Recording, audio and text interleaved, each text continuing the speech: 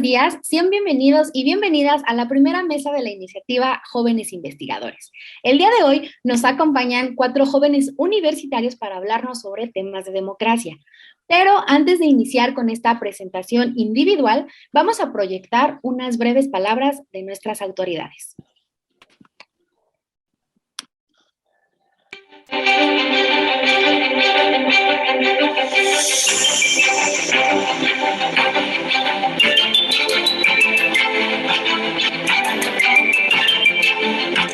Es un gusto estar con ustedes en esta segunda edición Jóvenes Investigadores, iniciativa de la Cátedra Francisco I. Madero, proyecto de la Facultad de Ciencias Políticas y Sociales de la UNAM y el Instituto Nacional Electoral.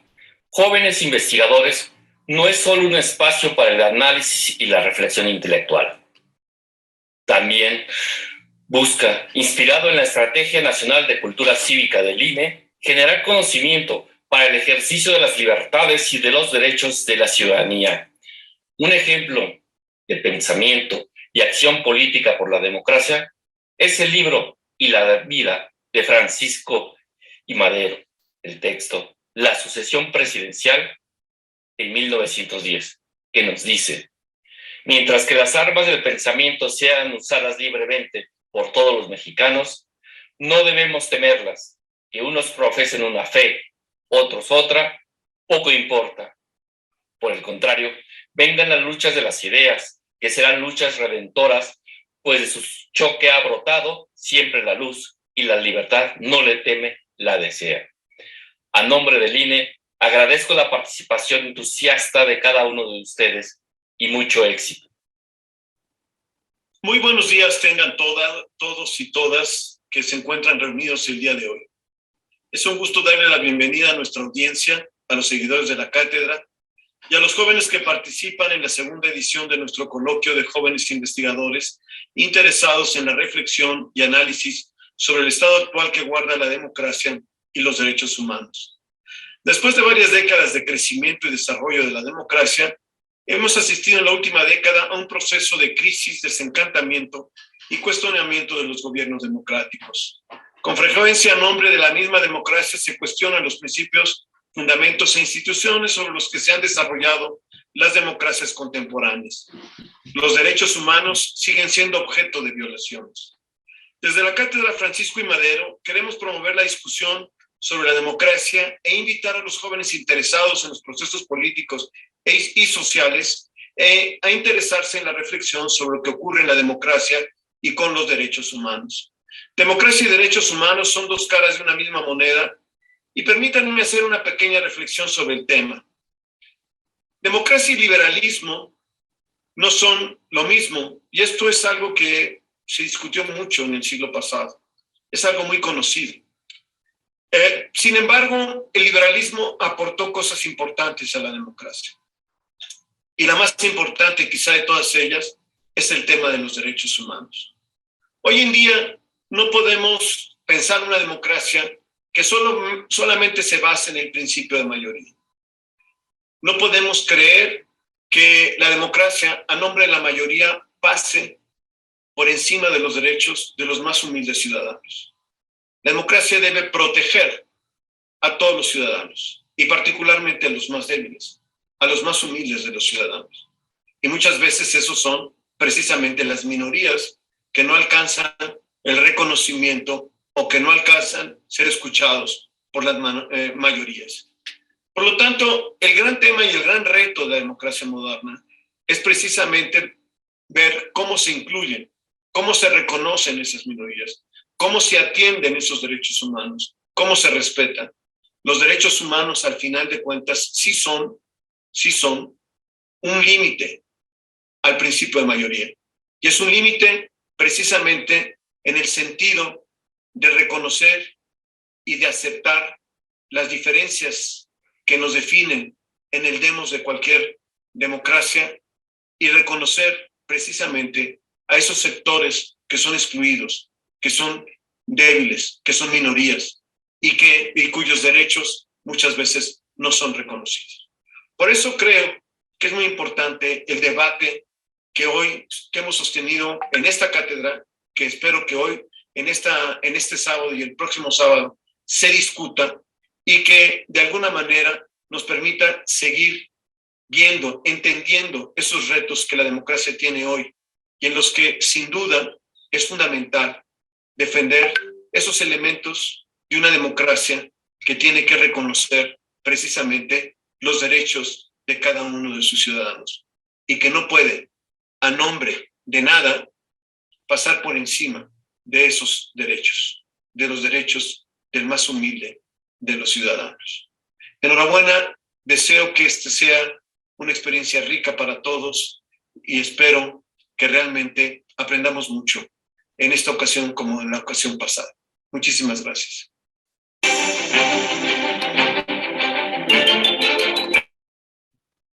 Bueno, pues muchísimas gracias al maestro Francisco Morales y al doctor Fernando Castañeda por sus palabras.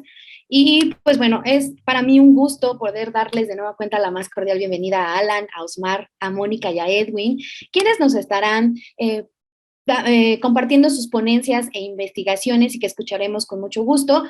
Pero bueno, para iniciar de lleno ya con ello, voy a presentar a nuestro primer joven investigador. Él es Alan Gabriel Lozano Jiménez, es licenciado en Historia por la Universidad Autónoma de Zacatecas, actualmente estudiante de la maestría en Ciencia Política por la Universidad Autónoma de Zacatecas, fue columnista en la revista Crítica, Forma y Fondo y formó parte en la realización del documental La Toma de Zacatecas, una memoria viva. Él nos va a hablar de México. ¿Está viviendo una crisis democrática o es una consolidación de un sistema autoritario moderno? Alan, pues te cedo la palabra. Adelante con tu presentación, por favor. Muchas gracias. Voy a compartir pantalla. Me avisan si...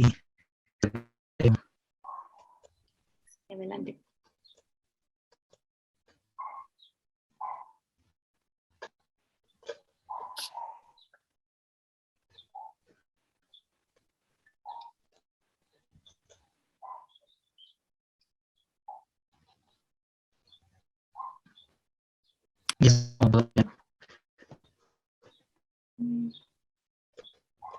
No podemos visualizarla. Creo que estás teniendo un poco de problemas al momento de compartirla. Ok. No, es la posibilidad que la compartan ustedes y... Sí, la compartimos nosotros. Danos un momento.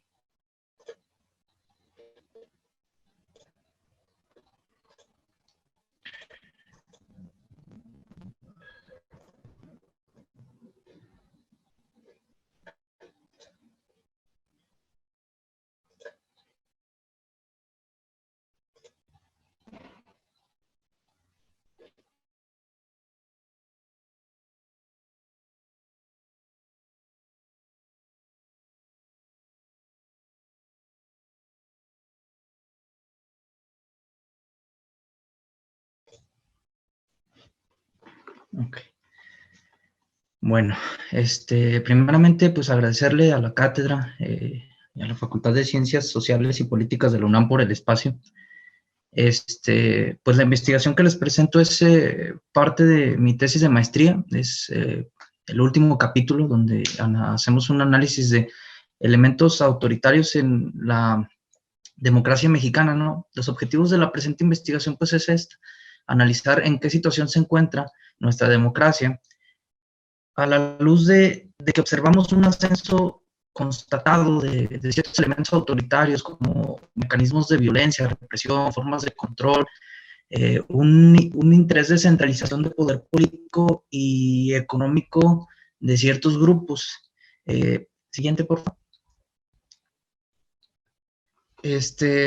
Pero primero, pues yo creo que es de vital importancia definir qué entendemos en nuestro trabajo de tesis o nuestro trabajo de investigación por democracia, ¿no?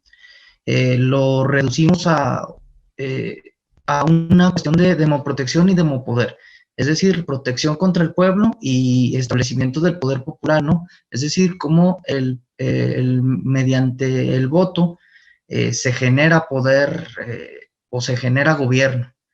Y después de este proceso, el gobierno tiene la obligación de proteger al pueblo en contra no solo de la tiranía, sino de otros elementos como la pobreza o la violencia. Siguiente, por favor.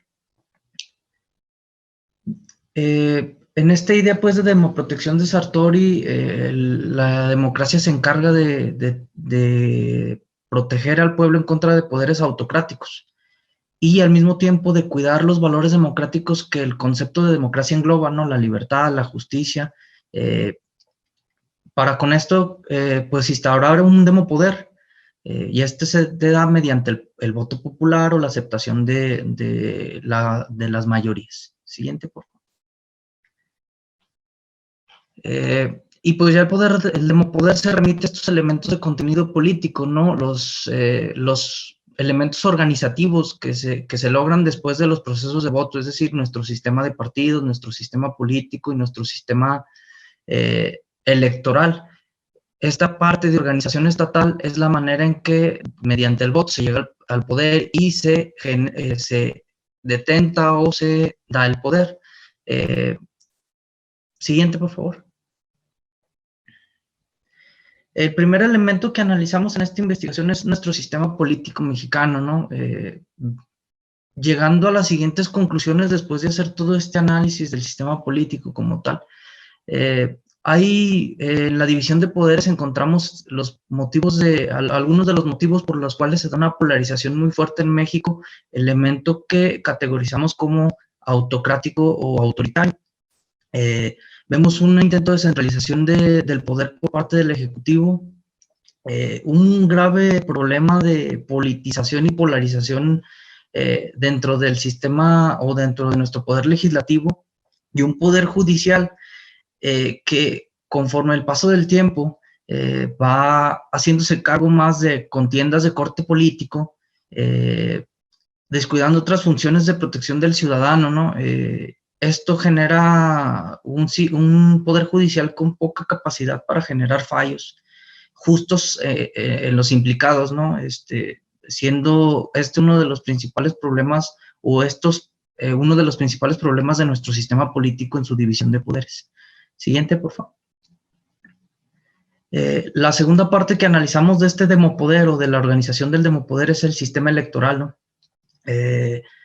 Ahí, después de hacer la investigación, llegamos a las conclusiones de que existe también una carencia de cumplimiento de las reglas electorales y que se busca, históricamente nuestro sistema de partidos está, desde nuestra óptica, diseñado para legitimar la presencia de un partido en el poder, pero se funda en la dicotomía entre el partido grande y la oposición, es decir, vemos, por ejemplo, procesos electorales más competitivos mediante reformas de corte electoral, que de hecho la cátedra, si no me equivoco, tendrá un análisis de la reforma electoral de 1977, que también aquí se analiza, ¿no?, el papel de las reformas electorales para la consecución de una democracia más competitiva en vez de una democracia simulada y partidista. El siguiente, por favor.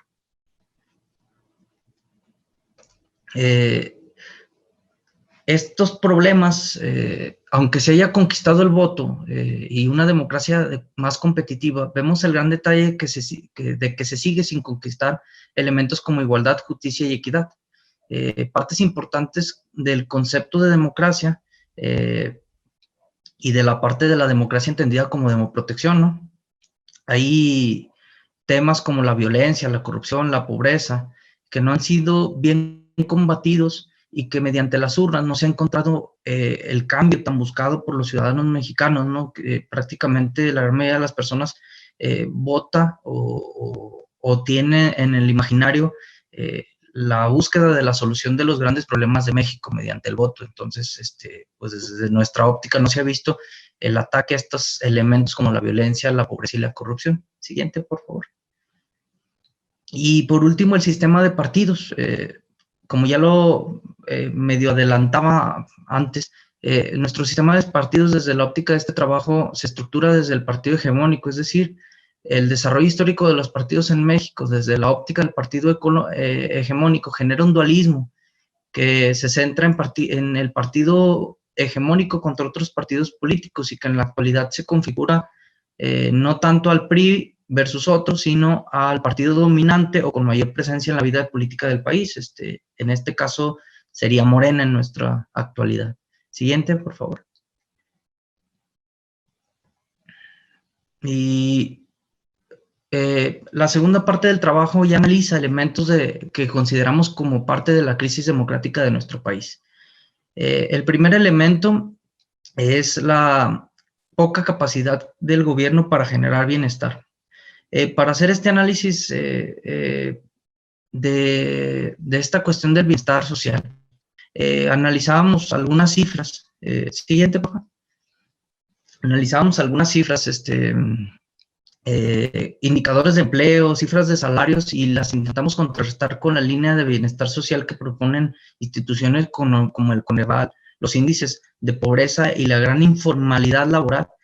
Esto genera una contradicción que Murayama explicaba muy bien, que es que a la luz de la conquista del voto popular o del creciente voto o la competencia democrática, al mismo tiempo México entra en una etapa de crisis de todos estos elementos de bienestar, ¿no? Y al mismo tiempo que la democracia se conquista, elementos de bienestar social como los mencionados aquí no logran verse resueltos. Siguiente, por favor.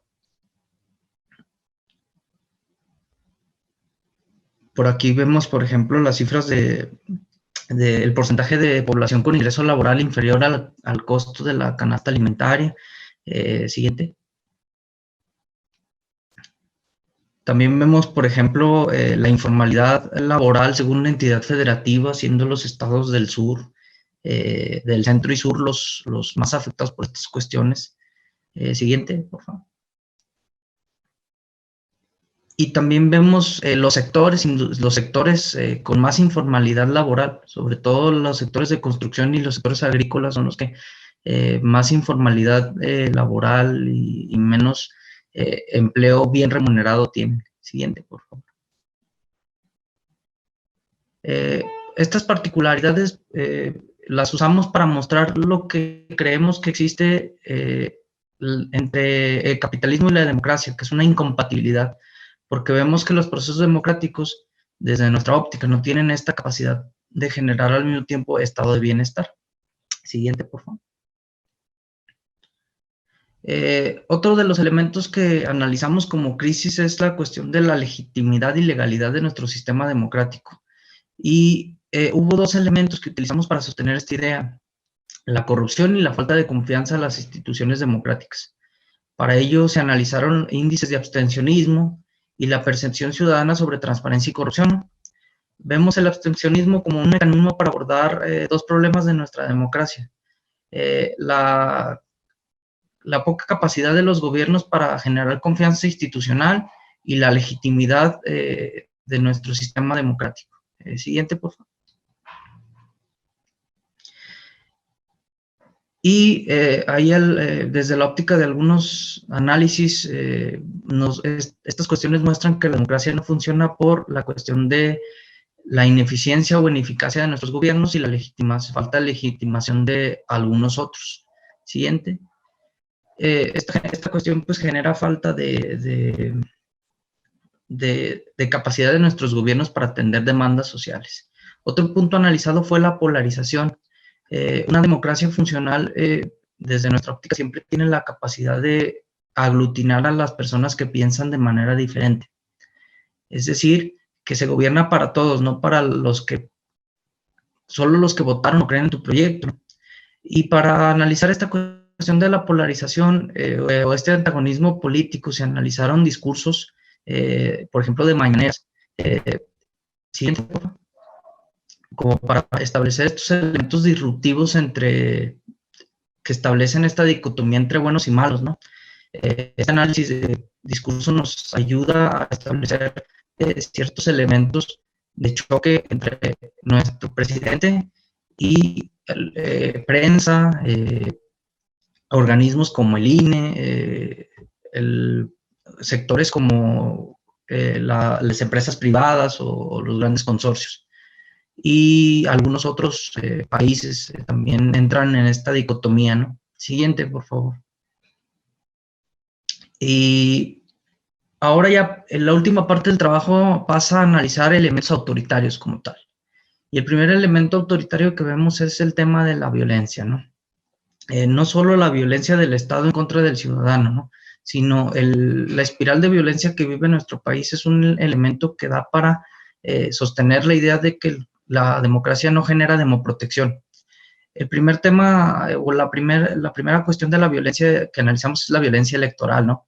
La cantidad comparamos las elecciones del 2021 con las últimas elecciones, viendo un alza en casi todos los delitos, como agresiones, palizas, secuestros. El único elemento que fue a la baja de la elección pasada a esta fue los homicidios de candidatos, pero vemos un aumento de todas las demás, de todos los demás elementos. Siguiente, por favor.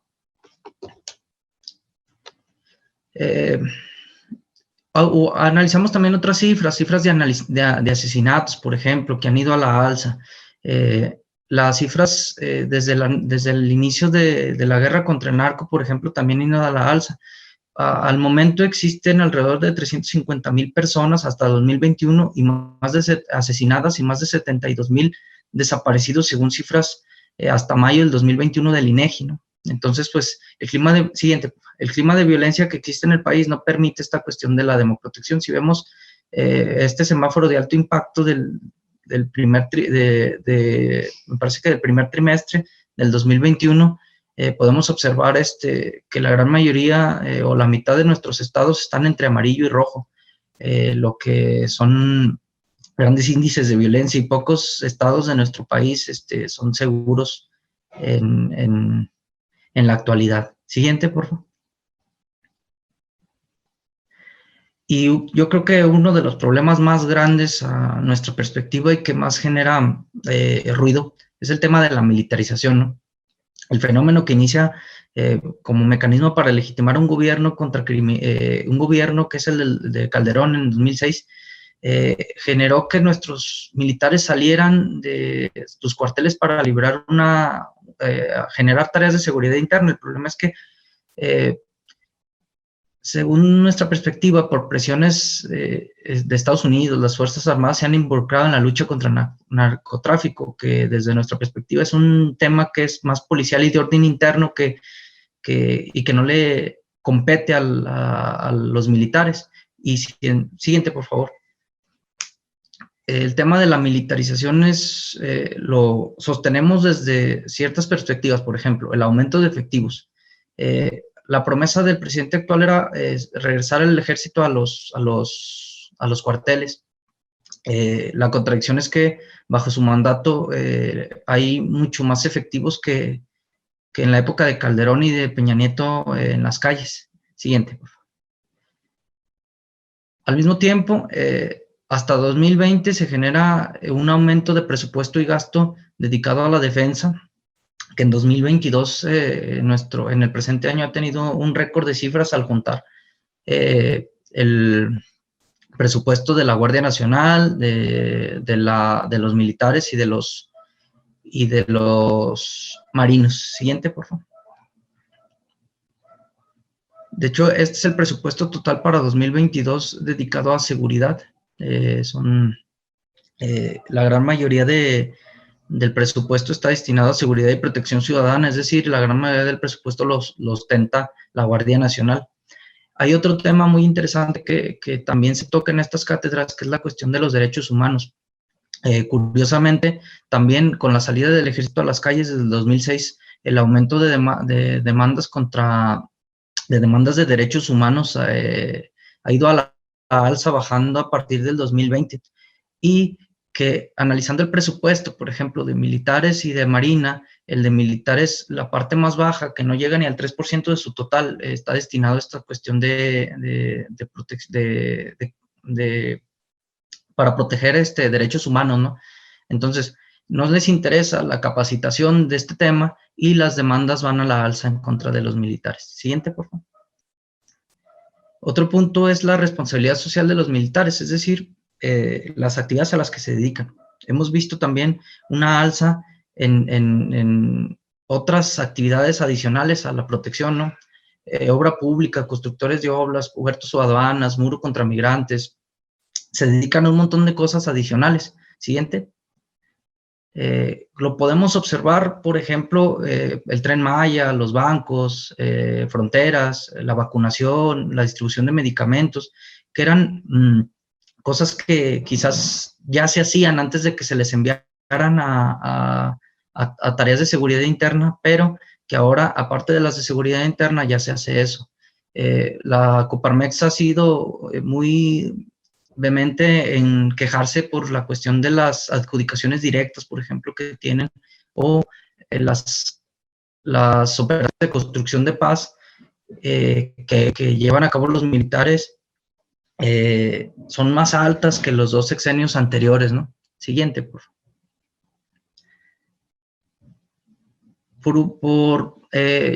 Ya para ir cerrando, vemos estos riesgos que implica la alta militarización, ¿no? Como elemento autoritario en nuestro país, la violación de derechos humanos, que por ahí vienen algunas cifras sobre el tema, golpes de Estado que se han visto en varios países, la violencia, porque también entre más gasto militar hemos visto también en nuestra investigación que los años de más gasto o de más presencia militar son los años más violentos. Riesgos relacionados con la calidad democrática, que es el tema que nos compete en esta exposición, y este desdibujo entre lo civil y lo militar, ¿no? Por tantas tareas de corte civil de las que se están haciendo cargo actualmente los militares. Vemos una disminución de la supervisión civil, ¿no? Otros elementos que nos ayudan también a ver esta cuestión de la militarización y sus problemas es la letalidad de las Fuerzas Armadas, ¿no? Vemos, el umbral tendría que ser igual a 1, y como vemos ha ido a la alza a partir del 2007. Siguiente, por favor. Para explicar un poco mejor esto, el índice de letalidad al día de hoy se ubica en más del 400% del nivel esperado, es decir, las Fuerzas Armadas matan a 4 o 5 civiles por cada militar herido, por ejemplo. Siguiente, por favor. Ahí vemos las cifras de muertos por arma de fuego accionada por militares. Y esto era lo que mencionaba anteriormente, ¿no? Las quejas o denuncias contra militares por violación de derechos humanos, ¿no? Vemos un alza, aquí las cifras muestran de 2014 a 2021, ¿no? Es muy interesante porque los picos de presupuesto de los sexenios muestran también picos de violencia y picos de quejas de violación por derechos humanos. Es decir, el año de Peña Nieto que más se gastó es 2014 y 2013. El año que más gastó Calderón es 2009 y también tiene un pico de esta magnitud. Y el año que Andrés Manuel más ha gastado en presupuesto militar es 2019 y vemos su pico de denuncias en ese mismo año, siendo pues algo que es muy interesante para establecer ciertas conclusiones, ¿no? Siguiente, por favor. Ya para pues concluir mi participación, vemos pues esta serie de elementos en aumento que puede sustentar esta tesis de que vivimos en una democracia de corte autoritario.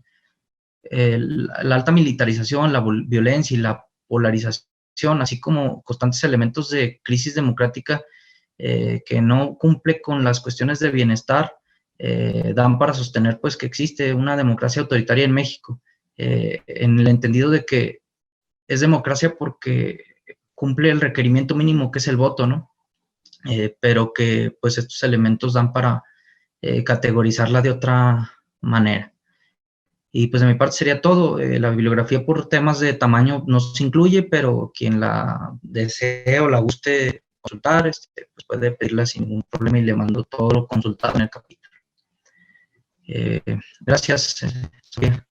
Muchísimas gracias por la presentación, Alan. Y bueno, con gusto si nos haces llegar, tenemos ya la hojita de la bibliografía, la subiremos junto con tu presentación a nuestra página para que el público la pueda consultar. Y pues, bueno, a nuestro público les seguimos invitando a que nos dejen en el chat sus comentarios y sus preguntas para los y las jóvenes investigadoras que están presentando el día de hoy. Y para continuar justamente con estas presentaciones, tenemos el día de hoy a Edwin Telles Domínguez con el tema de análisis de redes sociales sobre la revocación de mandato. Edwin es licenciado en Administración Pública y Ciencias Políticas por la Benemérita Universidad Autónoma de Puebla, donde actualmente cursa el posgrado en Análisis Político por la Universidad de Guanajuato. Entonces, Edwin, te cedo la palabra. Adelante con tu presentación, por favor. Hola, muchas gracias. Voy a compartir pantalla.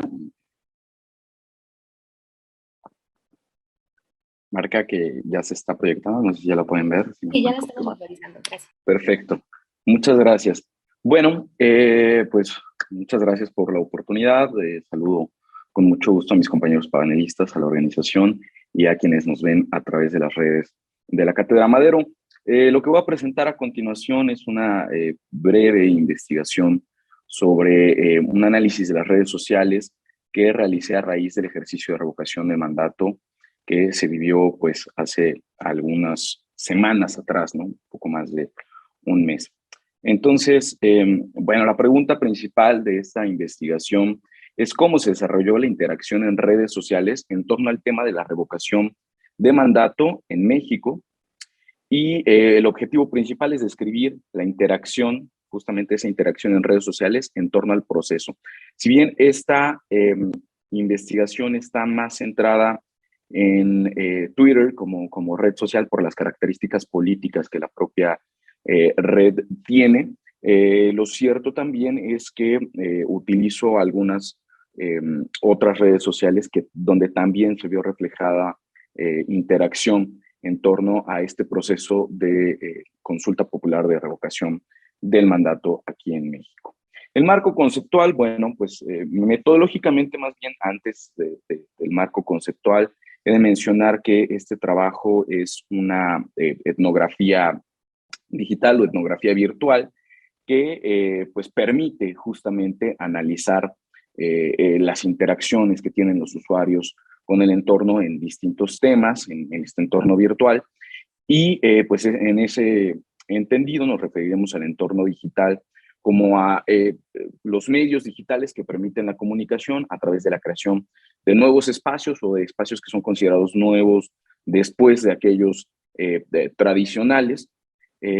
También, por supuesto, algunas cuestiones importantes a resaltar en este marco conceptual, pues son las fake news o las noticias falsas que, bueno, son posibles a través de la ruptura de tres consensos sociales y que, pues, cuando esos consensos, es decir, cuando no se llega a un punto de mediación y existe esa ruptura y no podemos fiarnos de algo, bueno, abren la posibilidad para que puedan existir fake news, ¿no? Hay que entender que las fake news también son parte del ejercicio del poder político y que tienen una intención específica que es la de dañar a un adversario, ¿no? Según lo que estipulan Calvo y Aruguete.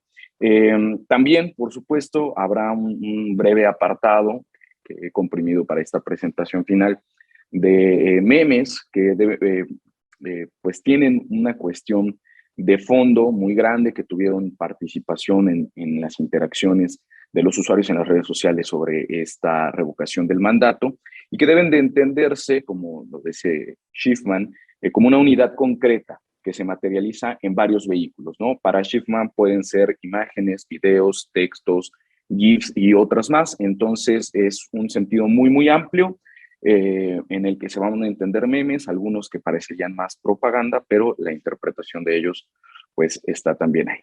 La metodología, además de ya haberlo dicho, en la parte de la etnografía digital, bueno, parte de una identificación de narrativas en redes, de la configuración de discursos en redes, un monitoreo de tendencias en Twitter antes, durante y después del proceso de revocación del mandato, la distribución de tweets sobre la consulta de revocación con una herramienta en línea, la verdad es que muy útil y muy fácil de usar, que se llama Waxy, y la visualización de herramientas en redes sociales relacionadas a este proceso.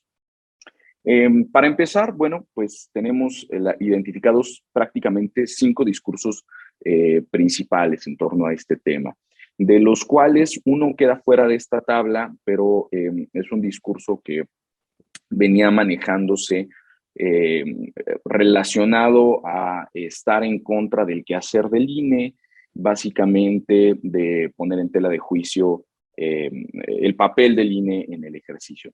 Pero fuera de ello, y en lo que nos va a importar en este trabajo, tenemos 4 discursos, 3 de ellos a favor del ejercicio de consulta popular de revocación del mandato. Uno de ellos, el primero, pues en un sentido de continuación en cuanto al voto, y que fue promovido por partidos y políticos afines al actual régimen, por medios de comunicación aliados y simpatizantes, ciudadanos simpatizantes. Por otro lado, también tenemos otro discurso que está sí a favor de la consulta, pero sin un sentido del voto, que es un discurso promovido, por supuesto, por el Instituto Nacional Electoral. Como un tercer discurso tenemos de nuevo a favor de la consulta, pero en un sentido del voto de revocación. Aquí pues se posicionaron algunos panistas, que lo veremos a continuación también, el Frente Nacional Amplio y algunos personajes dentro de los que más destaca Pedro Ferriz de Come. Un último y un cuarto discurso que no estaba a favor de la consulta, por ende no existe un sentido del voto, y en ese, bueno, se encontraban pues partidos políticos y ciudadanos opositores al régimen. Sin embargo, solamente 2 de estos discursos identificados resultaron relevantes para las interacciones en redes sociales, que fueron el primero, a favor de la consulta y en un sentido del voto de continuación, y el cuarto, que fue este último que acabo de explicar, en contra del ejercicio como tal.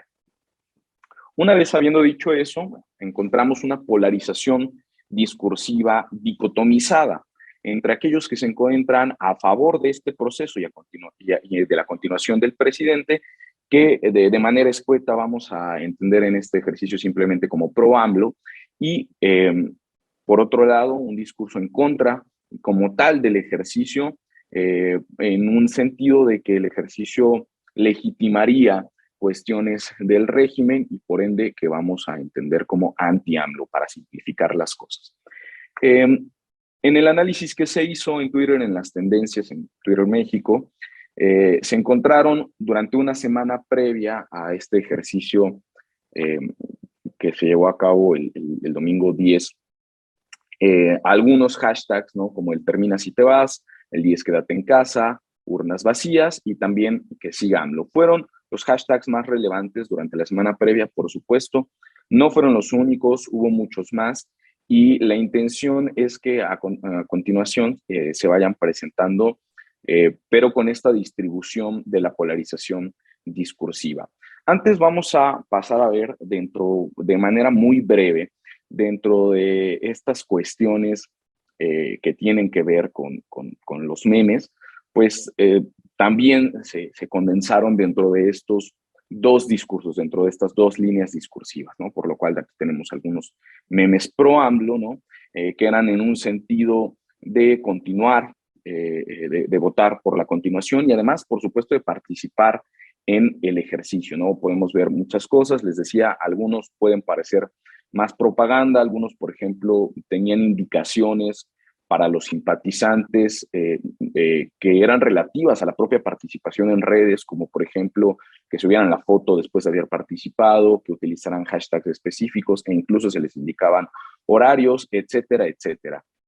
Pero entrando a lo que nos dicen sobre el análisis de memes, González Pureco y Rivera Magos, podemos entenderlos en varias dimensiones. Si bien ya expliqué brevemente como a qué refieren o a qué va a entender con el concepto de Schiffman este trabajo como memes, bueno, estas autoras también nos ayudan a analizarlo a través de distintas dimensiones, ¿no? Básicamente a través de 3 que son las que se vieron presentes en estos memes, ¿no? La dimensión del contenido, en el que tenemos 3 cuestiones notables. El primero es los actores de los memes, que normalmente fueron usuarios, ¿no? O personajes terceros y propiamente políticos, sobre todo, por supuesto, el presidente López Obrador. La nominación de estos memes era un apoyo a la consulta, a la participación y en un sentido de voto de la continuación, por supuesto. Los tópicos pues fueron la participación en la consulta. Todos los memes tenían un tópico que tenía que ver con la participación en la consulta y el apoyo a la continuación en este ejercicio. Mientras que en la dimensión de la forma encontramos, no encontramos más bien, tanto en los memes pro AMLO como los anti AMLO que a continuación voy a mostrar, ni las categorías de memeplex ni de metamemes, es decir, no vemos memes que tenían que ver con referencias a otros memes o a sí mismo. En la participación, perdón, sí, con referencias a sí mismo. En la participación del usuario, sin embargo, es decir, a cómo el usuario interactuaba con los memes, sí vemos reinterpretaciones, ¿no? Reinterpretaciones de otros memes. Y lo más relevante de todas estas dimensiones es una subdimensión que es la que se vio presente, ¿no? Otras dimensiones con cuestiones más comunicacionales no se vieron, pero sí con la subdimensión ideológica estuvo muy presente.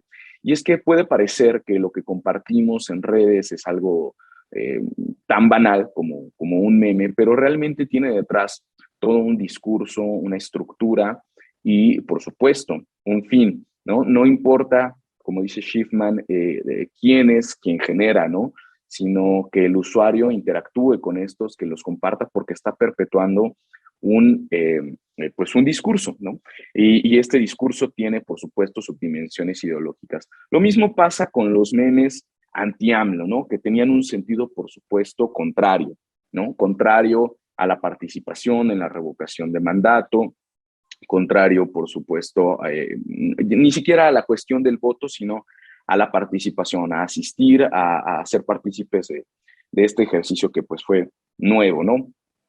En este sentido, fue muy similar. Las únicas cuestiones que cambian, por supuesto, son la nominación, que era una nominación peyorativa de quienes participaban o de quienes invitaban a participar a este ejercicio, pero los actores siguen siendo usuarios, ¿no? Terceras personas y políticos como tal. El tópico es denostar la participación de la consulta y ocurre lo mismo, ¿no? Hay reinterpretaciones, hay subdimensión y la subdimensión más importante es la ideológica. Ya entrando a las tendencias, hubo un monitoreo por parte de las tendencias en Twitter México. Fueron 5, ya vimos algunos hashtags que fueron relevantes durante la semana previa. Aquí vamos a ver las tendencias, los trending topics que se movieron en Twitter, que es la red social más política, ¿no? Por la propia configuración de microblogging de la red social. Y vamos a ver 3 de ese día, del 10 de abril, y 2 más de un día posterior para ver también cómo se fueron moviendo. Menciono también que por cuestiones propias de la red social, el número de tweets a veces no está disponible y que puede ser que una tendencia esté por encima de la otra, aun cuando tenga menos tweets, porque tiene que ver con las interacciones y un algoritmo que hasta la fecha no es público en la cuestión de esta red social. Entonces, por ejemplo, en un primer corte a las 12:23 del 10 de abril, vemos como tendencias el hashtag revocación de mandato, el hashtag AMLO se queda, algunos, por supuesto, con connotaciones peyorativas que no voy a leer aquí, el urnas vacías no vayas a votar, que siga AMLO, y la palabra casilla, que fue mencionada muchísimo, y también, si se dan cuenta, la palabra Damián, que hacía referencia a un senador del Partido Acción Nacional que fue a votar y, bueno, hacía la invitación a que la gente votara, pero que fuera, por supuesto, en contra del presidente López Obrador, de la continuación. Un poco más tarde ya se movían las tendencias, ¿no? Ya se posicionaba este hashtag Yo Ya Voté, que había estado posicionado curiosamente desde los memes, ¿no? Desde estos elementos pictóricos que estaban siendo gráficos, que habían sido repartidos por los usuarios que habían estado presentes en las interacciones y tenía casi 50,000 tweets a poco menos de una hora de que hubiesen cerrado las casillas. El hashtag revocación de mandato seguía, el hashtag AMLO se queda, y ya empezaban a especular con este hashtag y los 30 millones APA en una referencia a la votación obtenida en 2018 por el presidente López Obrador. También se vuelve tendencia Mario Delgado, presidente de Morena, por algunas situaciones que a continuación también mostraré, y la palabra Zapata, porque coincidió con el aniversario luctuoso de Emiliano Zapata y una referencia que hizo el presidente López Obrador al escribir en su papeleta Viva Zapata, ¿no? Para el siguiente día, el 11 de abril, las tendencias habían cambiado, ¿no? Habían cambiado relativamente en algunas cuestiones. Por ejemplo, la palabra casillas era la más mencionada en Twitter México. La cuestión de los 30 millones a Paya, este hashtag había tomado todavía más fuerza por parte, pues, por supuesto, de gente de la oposición. La palabra morena, un hashtag que recordaba al hijo del presidente López Obrador. También, por otro lado, se configura del otro lado del discurso, y por eso aparece Anaya, no porque Ricardo Anaya haya hecho ningún comunicado, sino porque mientras de un lado el discurso anti-AMLO preguntaba dónde estaban los 30 millones con los que se había ganado en 2018, el discurso pro-AMLO respondía que aún así se habían logrado más votos de los que había conseguido el candidato que había terminado en segundo lugar en los comicios de 2018.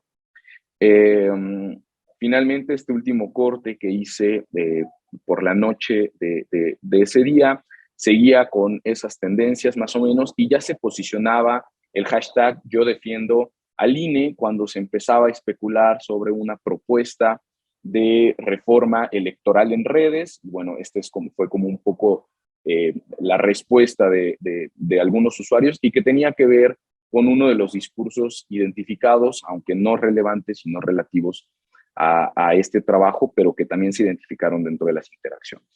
Ahora bien, esto es un diagrama realizado con Waxy, con esta aplicación online, que nos permite ver las interacciones y la formación de nodos en cuanto a la información de esas interacciones sobre este caso en específico, la revocación de mandato. Para resumir mucho, tiene una escala por colores, la aplicación, en el que los puntos que vean rojos son porque las interacciones o propiamente las cuentas son más parecidas a un bot, y entre más el color se acerque al azul es porque las interacciones o las cuentas son más orgánicas, ¿no? Lo que vemos, las flechas, las pequeñas flechas que alcanzan a verse son en qué dirección iban los mensajes, mientras que entre más grande se ven cada uno de los puntos, independientemente del color, significa que fueron más relevantes para la discusión de este tema.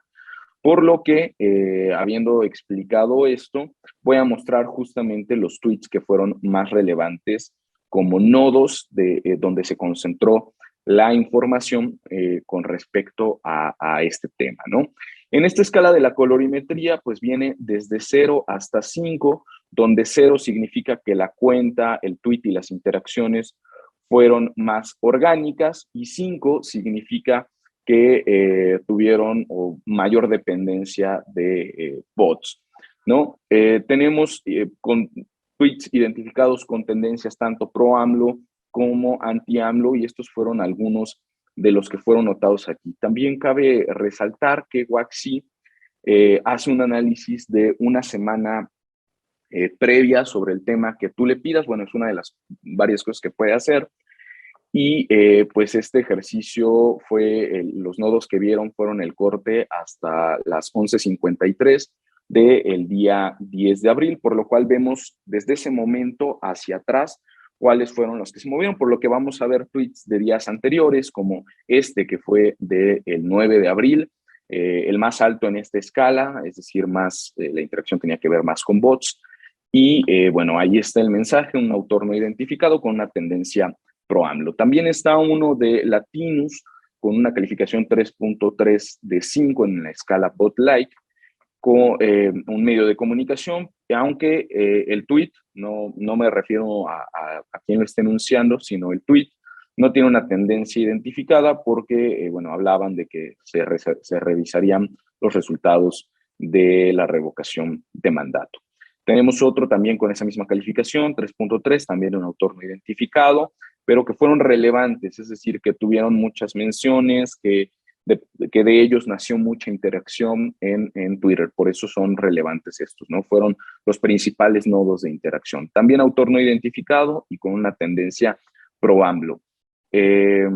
También de tendencia pro-AMLO, de 3.1 de 5, este tweet de un autor no identificado, en el que, si se dan cuenta, pues se posicionaban hashtags, algunos de los que aparecieron, otros terminaron sin ser relevantes, pero que alentaban en el sentido de estos discursos dicotómicos identificados y mencionados anteriormente. Está este medio de comunicación, Gurú Político, también con una calificación 3.1 de 5 en la escala Botlight, con una clara tendencia pro-AMLO, dando una crítica.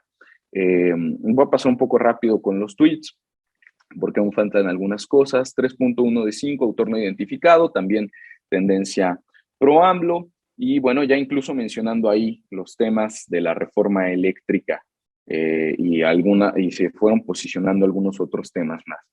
Ya en una escala más cercana al orgánico, acercándose más, 2.8 de 5, un medio de comunicación, Sin Línea MX, con una tendencia pro AMLO, criticando un dicho de Cuauhtémoc Cárdenas, ¿no?, en una entrevista.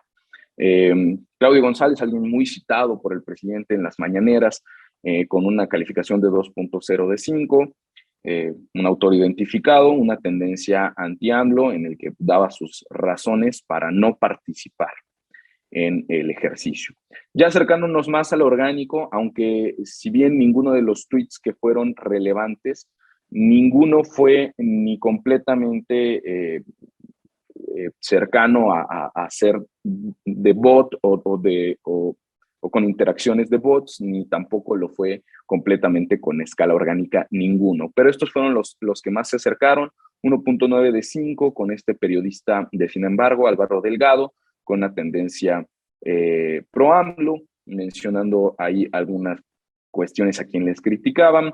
1.7 de 5, también periodista de Sin Censura, Vicente Serrano, con también una tendencia pro AMLO.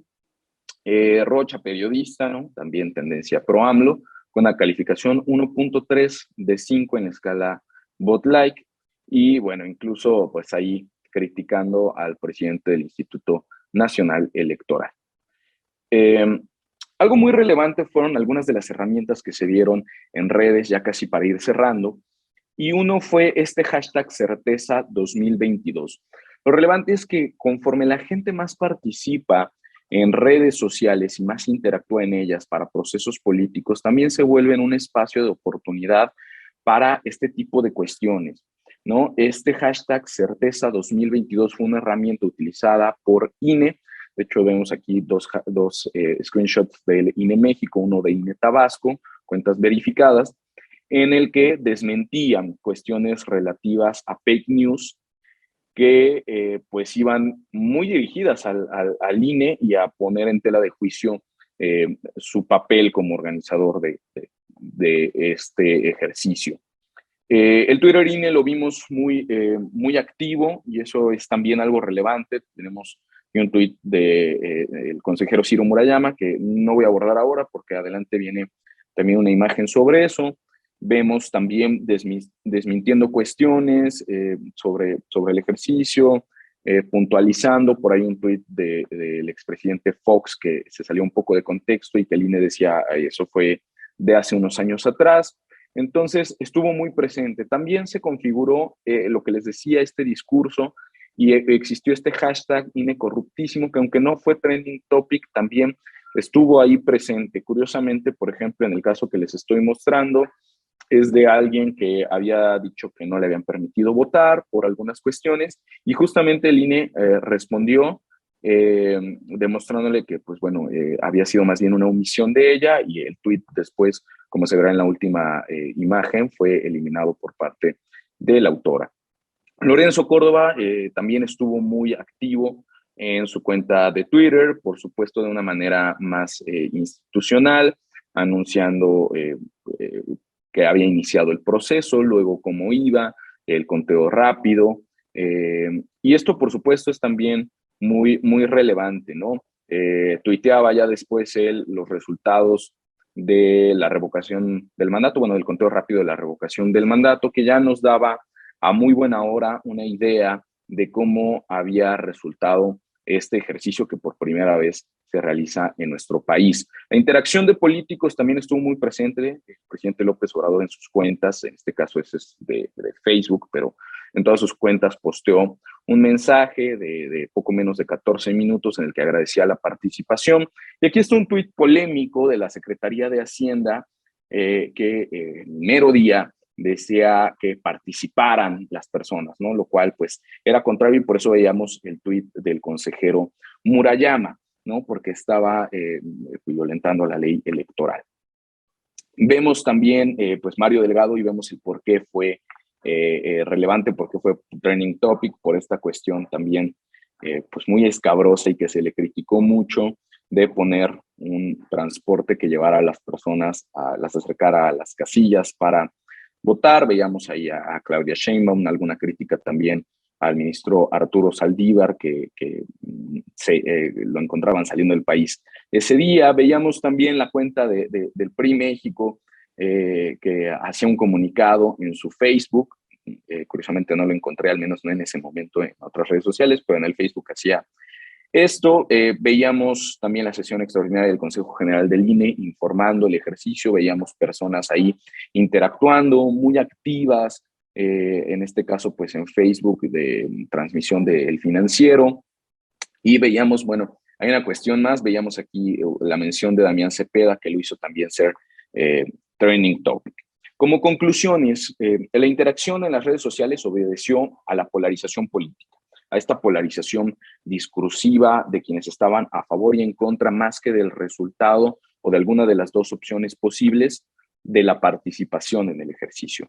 Los memes se encargaron de reproducir los discursos sobre ese proceso de consulta popular y sus actores y posicionaron también hashtags e información, tanto información fidedigna como información falsa, ¿no? Lo cual es muy relevante porque pensamos que son elementos pues muy inocentes y realmente tienen una carga ideológica y discursiva detrás que está bien pensada. Existieron herramientas también dentro de las redes sociales en pro de la participación de la consulta popular, por ahí también en redes como Instagram, como Facebook. Facebook puso un contador de gente que había participado, podías compartirlo, o si le dabas en el botón de más información, tanto en Instagram como en Facebook, te llevaba a la herramienta del INE, ubica tu casilla, y esto también se hace muy relevante porque facilita la participación de las personas. Twitter se convirtió en un campo de batalla total, ¿no? Un campo de batalla de la opinión pública desde antes, durante y también después de la consulta popular para perpetuar esos discursos identificados. El periodismo cívico y la competencia de tópicos por la atención del usuario fueron visibles, es decir, vimos temas específicos que compitieron tanto de un lado como de otro del discurso por la atención de los usuarios en redes sociales y con las que estos efectivamente interactuaron. Los discursos se fueron transformando según el desarrollo del ejercicio, ¿no? Aunque finalmente, o sea, se fueron transformando porque fueron cambiando, fueron incorporando narrativa, pero finalmente terminaron en la misma configuración, anti y pro-AMLO. Hubo una gran participación en redes sociales por parte de la ciudadanía mexicana y se posicionaron siempre en alguno de los dos discursos. La participación en redes ocurrió independientemente de la postura hacia el ejercicio o a las posibilidades de la elección, ¿no? Independientemente de eso, las personas participaron en redes, incluso independientemente del resultado mismo del ejercicio. Paralelamente se configuró también un ejercicio en torno al INE, ¿no? Que también se dicotomizó, a favor o en contra. Las estrategias de comunicación política se adaptaron a la interacción en redes sociales y se utilizaron para que la gente participara o no participara y para ir posicionando información, como ya les decía, tanto fidedigna como falsa. Esta es la breve bibliografía de este trabajo y por mi parte es todo. Les agradezco mucho su atención.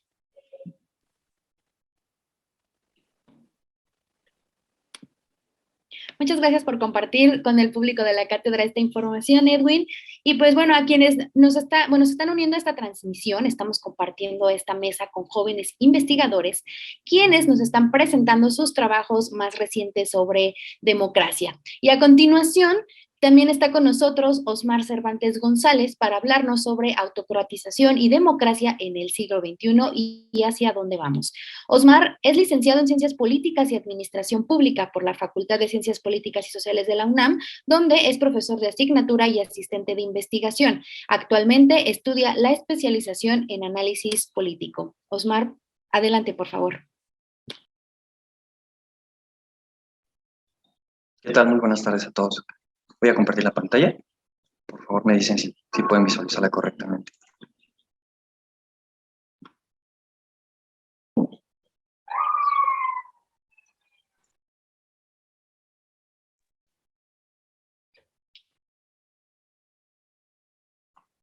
Listo, podemos verla. ¿Pueden visualizar? Sí, podemos verla. Perfecto. Bueno, nuevamente, buenas tardes a todos. Muchísimas gracias por la oportunidad. Y a continuación voy a presentar unos avances de una investigación que recientemente llevamos a cabo en el proyecto PAPIME, a cargo del doctor Pablo González Ulloa, titulado Las nuevas categorías políticas de la democracia ante un mundo en cambio. Esto, pues, en el marco de la Cátedra Francisco y Madero, la cual me congratulo estar en este momento. Bueno, pues vamos a iniciar comentando. Me gustaría iniciar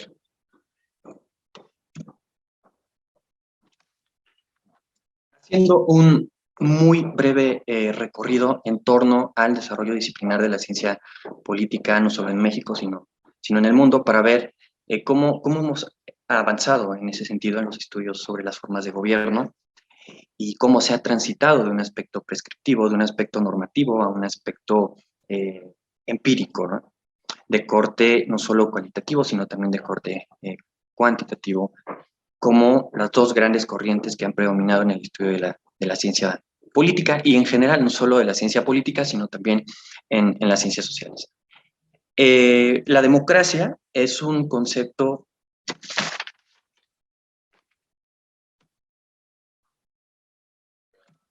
creo que me pasé de la diapositiva, una disculpa.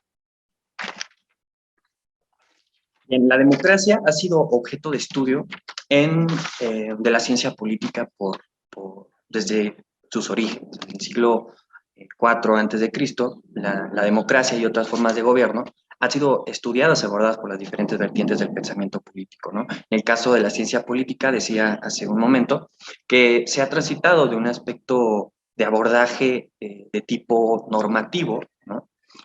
En contraste, por ejemplo, con las primeras reflexiones que se han hecho sobre la democracia y otras formas de gobierno en la antigua Grecia, por ejemplo, hasta la actualidad, en que con el grado de consolidación que ha adquirido el día de hoy la ciencia política, pues se ha transitado una nueva forma de abordar los regímenes democráticos y en este caso, que sí que nos concierne, de la democracia. El contexto actual de los regímenes democráticos en el mundo, nosotros primero hay que comentar que la democracia es un concepto empíricamente referenciable. ¿Qué significa esto? Que es un concepto, por lo tanto, sujeto a medición. De modo que al día de hoy existen indicadores, existen índices, hay que hacer la diferenciación entre un índice y un indicador, que nos permiten conocer el grado de democratización o el grado de autocratización y grado de otras formas de gobierno. Todo esto a partir de un enfoque metodológico cuantitativo. Y a través de mediciones directas o indirectas nosotros podemos conocer cómo se está comportando la democracia, que es básicamente el objeto de estudio de esta investigación. Estos indicadores sobre los que he hecho mención, pues tenemos algunos ejemplos como el índice de democracia de la revista The Economist, de la unidad de inteligencia de la revista The Economist. Freedom House genera algunos datos también sobre el estado de la democracia actual y el índice de democracia liberal del Wilhelm Institute de la Universidad de Gotemburgo es un referente. Estos tres índices, existen otros, pero estos son un referente y son los más socorridos académicamente en términos de que son los más citados en la literatura académica, y en los medios de comunicación masiva pues también se han abordado y ha dado mucho para la discusión en ese sentido. Entonces, a partir de estas herramientas teórico-conceptuales empíricas, ¿no? Que no solamente se quedan en la parte teórica, eso es muy importante mencionarlo, porque a veces existe este paradigma de la creencia de que la academia pues solamente pues se queda en la parte abstracta, en la parte teórica, conceptual, y no se trasciende a una discusión que vaya encaminada a la resolución de problemas específicos, ¿no? Eso es parcialmente cierto. Existen indicadores, repito, que nosotros podemos utilizar, herramientas metodológicas, a partir de las cuales pues incluso podríamos llegar a generalizaciones muy importantes, porque es una de las bondades que nos ofrece el enfoque metodológico cuantitativo y su instrumentación en la ciencia política, ¿no? El objetivo de la investigación, repito y quiero ser muy enfático en esto, es analizar las tendencias actuales de la democracia para no perder el hilo y la relación que va a guardar la democracia en un sentido macropolítico, la situación o el estado de la democracia y su desenvolvimiento a nivel mundial, ajá, y cuál es su relación con sistemas de gobiernos autocráticos. Esto en el marco de que nosotros podemos identificar dos grandes tendencias, no solo en los medios de comunicación masiva, sino también en los círculos académicos, que existen dos posturas en el tema de la democratización y los procesos de autocratización. Por un lado tenemos a quienes argumentan que estamos en una tercera ola de la autocratización, ¿no? Esto es en un proceso de democratización a la inversa, ¿no? De regresión o de involución social, como se le ha denominado también en las ciencias sociales. Luhrmann y Lindbergh son como que los académicos que más han estado trabajando este tema, ¿no? Y por otro tenemos a quienes en contra de esas proposiciones que se han gestado en torno a la tercera ola de la autocratización, a Levitsky Way, por ejemplo, ¿no? Como máximos representantes de esta idea de que la recesión democrática es un mito, ¿no? Lo cual, pues obviamente con la investigación que se buscó es contrastar un poco, refutar o abonar alguna de las dos tesis que se han gestado en torno a este tema, ¿no?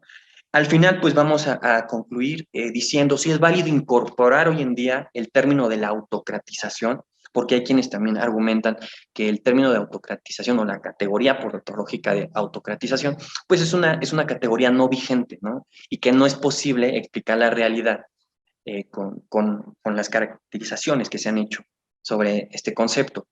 Entonces, pues eso es también, al final, ver si es coherente o no explicar la realidad política contemporánea a partir de esta categoría. Hay que mencionar que cuál ha sido el comportamiento histórico de la democracia como el gran antecedente, ¿no? Decía hace un momento que la democracia es un concepto empíricamente referenciable y por lo tanto sujeto a medición, de modo que hoy tenemos indicadores, índices, bases de datos muy grandes que utilizan y emplean, diseñan muchos think tanks a nivel mundial, y uno de ellos es el índice, por ejemplo, de la revista The Economist. Esto solamente para que lo tengamos en el radar, ¿no? Pudiéramos pensar que hoy en día existen en el mundo más regímenes democráticos que en otro tiempo. Esto es cierto, pero parcialmente porque en realidad la calidad de la democracia, según lo evidencia el informe más reciente de la revista The Economist, ha mermado la calidad de la democracia hoy en día. Por ejemplo, nada más para dar un dato, del 70% de los países que contempla el índice de democracia, la revista The Economist, han registrado una disminución en su puntuación en los últimos años, ¿no? Lo que se ha traducido en que el puntaje promedio global de la democracia caiga a los niveles más bajos desde que comenzó el índice en 2006. De los 167 países, por ejemplo, que son el número que considera el índice de democracia de la revista The Economist, 45% de ese conjunto universo, que es el 100%, 45% son democráticos y el 55% de los países en el mundo no son democráticos, ¿no? Esto nada más para que lo tengan ahí y veamos cómo se está comportando la democracia, tengamos un panorama en ese sentido, y verlo también según otros indicadores, contrastar cómo se están desenvolviendo los regímenes democráticos actualmente. Aquí es importante mencionar que había una visión paradigmática de que la democracia era un constructo que iba en continuo progreso, ¿no? Esto no es así. Cuando nosotros instrumentamos el enfoque metodológico cuantitativo a través de de índices, ¿no? Con la utilización de índices, se comprueba que la democracia no es lineal, su comportamiento no es lineal. Y la lógica comportamental es de ciclos. Vamos a ver en la siguiente diapositiva cómo se ha comportado desde que se tienen mediciones sobre el estado de la democracia, cómo se ha comportado esta. ¿Cuál es su relación, por ejemplo, con la autocracia? Bueno, aquí tenemos que entender que la autocracia en realidad es la antítesis de un régimen democrático. Y esto ya se ha trabajado, no es el objeto de esta investigación, pero esto ya se ha trabajado antes. Antes se ha discutido, más o menos de manera amplia, que la autocracia es autocratización es el proceso inverso al de democratización. En la literatura académica se le ha denominado predominantemente como, pero es exactamente lo mismo, como recesión democrática, colapsos democráticos o procesos de autocratización o de desdemocratización. Es exactamente la misma categoría, ¿no? La autocratización puede entenderse, y aquí tenemos un diagrama en el que más o menos podemos entender un poco esta distinción entre la autocracia y la democracia. Puede entenderse la autocratización como el proceso mediante el cual la división de poderes, que es uno de los pilares fundamentales de la democracia, se va a tornar difuso, ¿no? Y la potestad del Ejecutivo, fundamentalmente la del Poder Ejecutivo, se va a sobreponer a la del resto de los poderes públicos del Estado.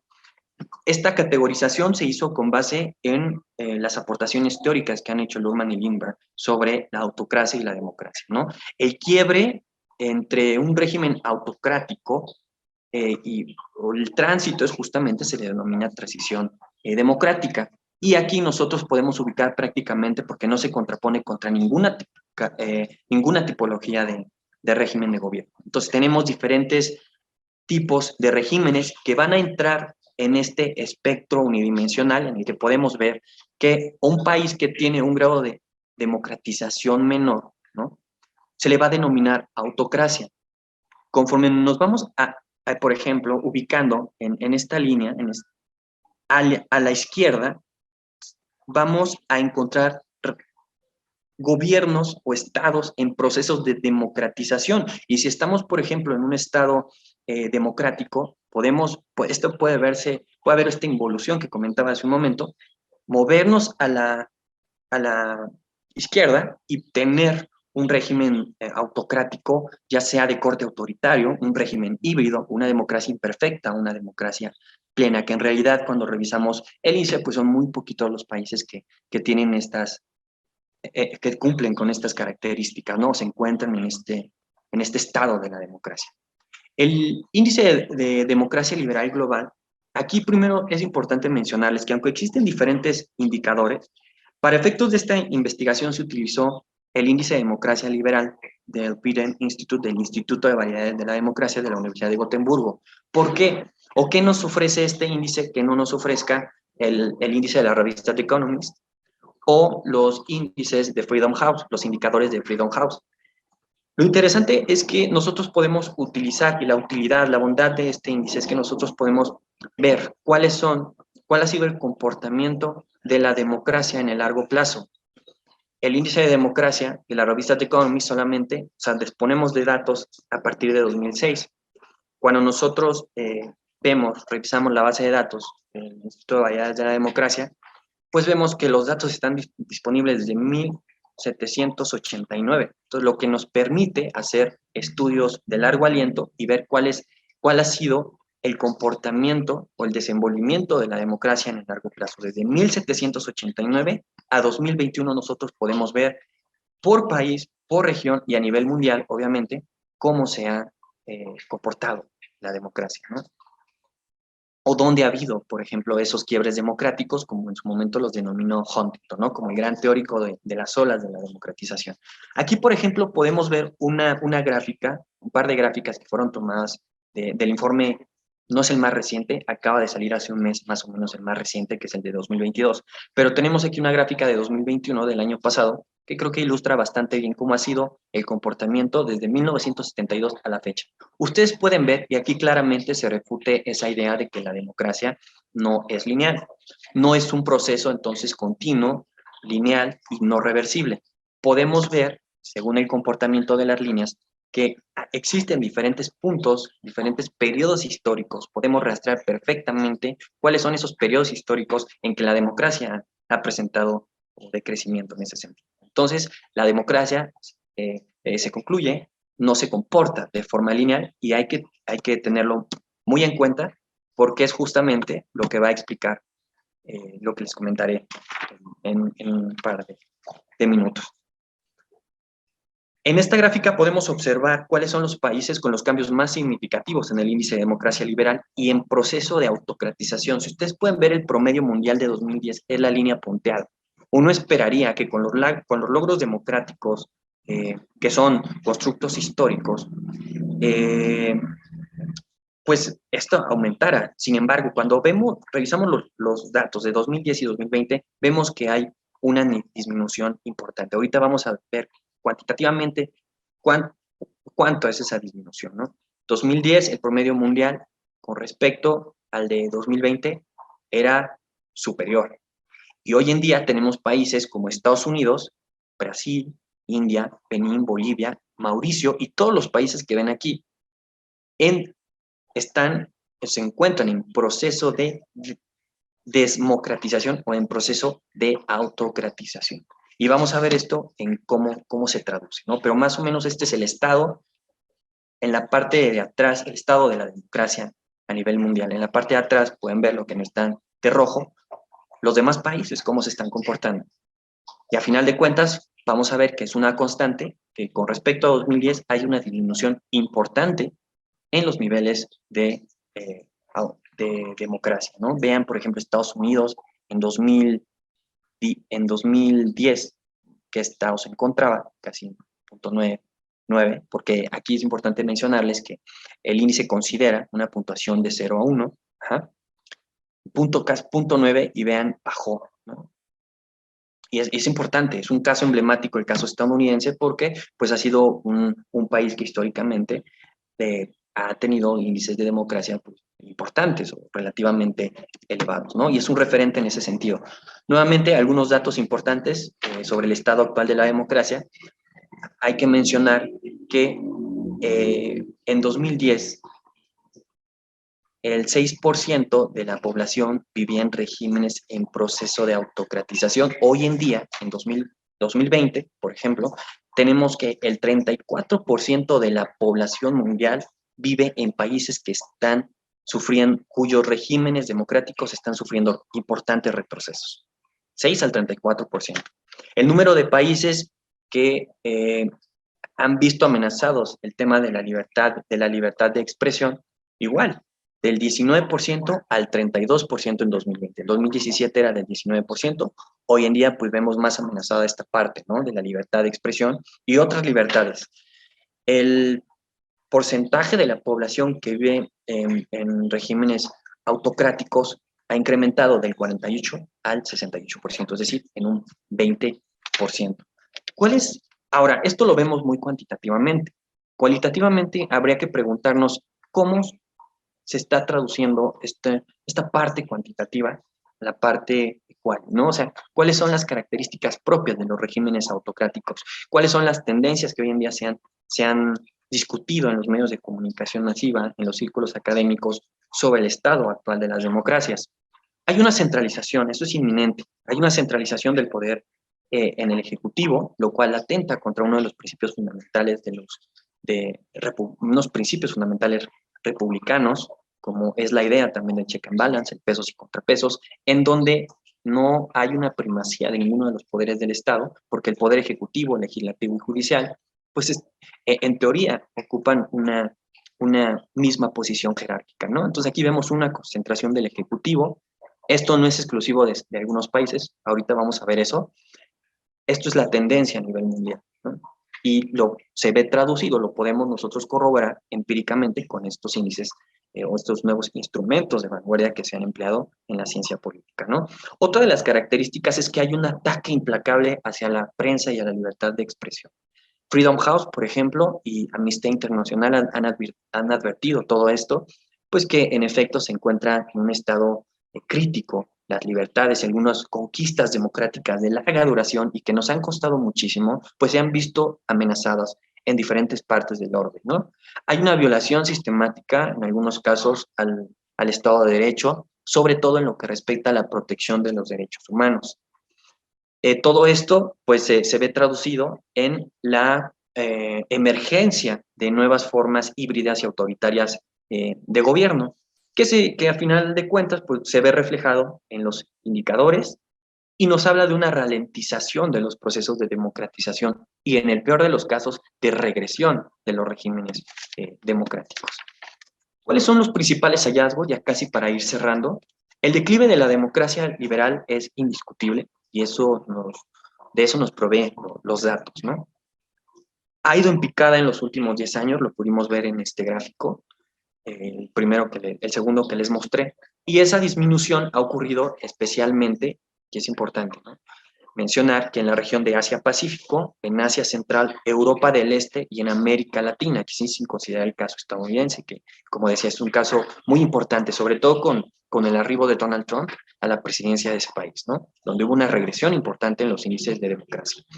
Los países miembros del grupo de los 20, el G20, como Brasil, India, Turquía, se encuentran entre los primeros 10 países cuyo régimen democrático está en decadencia, y algunos de ellos incluso en lo que podría considerarse en proceso de autocratización, entendido como la antítesis o la antípoda de los regímenes democráticos. ¿Y por qué mencionar a propósito el tema del grupo de los 20? Bueno, porque el grupo de los 20, pues ustedes saben que son las economías más desarrolladas, perdón. Hay estudios correlacionales que nos indican que los países más desarrollados pueden permitirse o hay un mayor grado de asociación con una mejor calidad democrática, ¿no? Entonces, aquí los principales países, económicamente hablando, ya se están viendo en problemas en ese sentido, ¿no? El puntaje promedio global de la democracia, que es lo que les decía hace rato, les iba a dar el dato, ha disminuido en comparación con el de hace 10 años, en 2020, hace 12. Este ha descendido en una escala de 0 a 1, de 0.41 en 2010 a 0.39 en 2020. Esto parece ser muy pequeñito, pero en realidad los sesgos empiezan a aparecer cuando hay disparidades y empezamos a hacer el promedio, porque podríamos ver cierta homogeneización en los datos. Pero por eso tiene que estudiarse por regiones y para ver casos específicos cómo se está comportando la democracia. De manera desagregada, justo lo que les decía, ¿no? Hay caídas muy importantes, abruptas, del índice de democracia liberal, incluso en los estados económicamente más influyentes, y al grado de que países como Hungría, Turquía y todos los que vemos aquí, cuya forma de gobierno hace 10 años eran democrática, y estos son los casos creo que más significativos en ese sentido y que hay que resaltar, han pasado de ser, de acuerdo con esta tipología de Lohmann-Lindberg, regímenes autocráticos.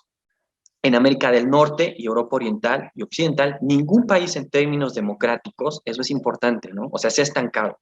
Han avanzado en los últimos 10 años. Y aquí el caso, nuevamente, y hago hincapié en el caso estadounidense, ¿no?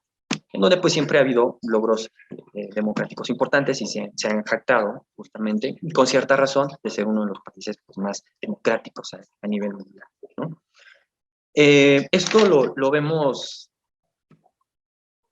digamos, en la práctica, en lo vistoso que se ha manejado en medios de comunicación, pues el asalto al Capitolio el día 6 de enero de 2021, en donde, bueno, pues se atentó contra uno de los poderes del Estado, que es el poder ejecutivo en los Estados Unidos, donde se está atentando contra uno de estos poderes que es fundamental para el funcionamiento adecuado de la democracia, además de que fue orquestado, incentivado por el gobierno en turno, ¿no? Por entonces el presidente Donald Trump. En Myanmar, por ejemplo, o en Birmania, en febrero de 2021, el golpe de Estado, ¿no? El golpe de Estado en donde se había transitado en 2014 a una democracia y ahora nuevamente tenemos un régimen dictatorial, ¿no? Que finalmente es un régimen autocrático. Porque la autocracia pues, puede adoptar diferentes formas. Las dictaduras, por ejemplo, es una forma de régimen, una forma específica de régimen autocrático.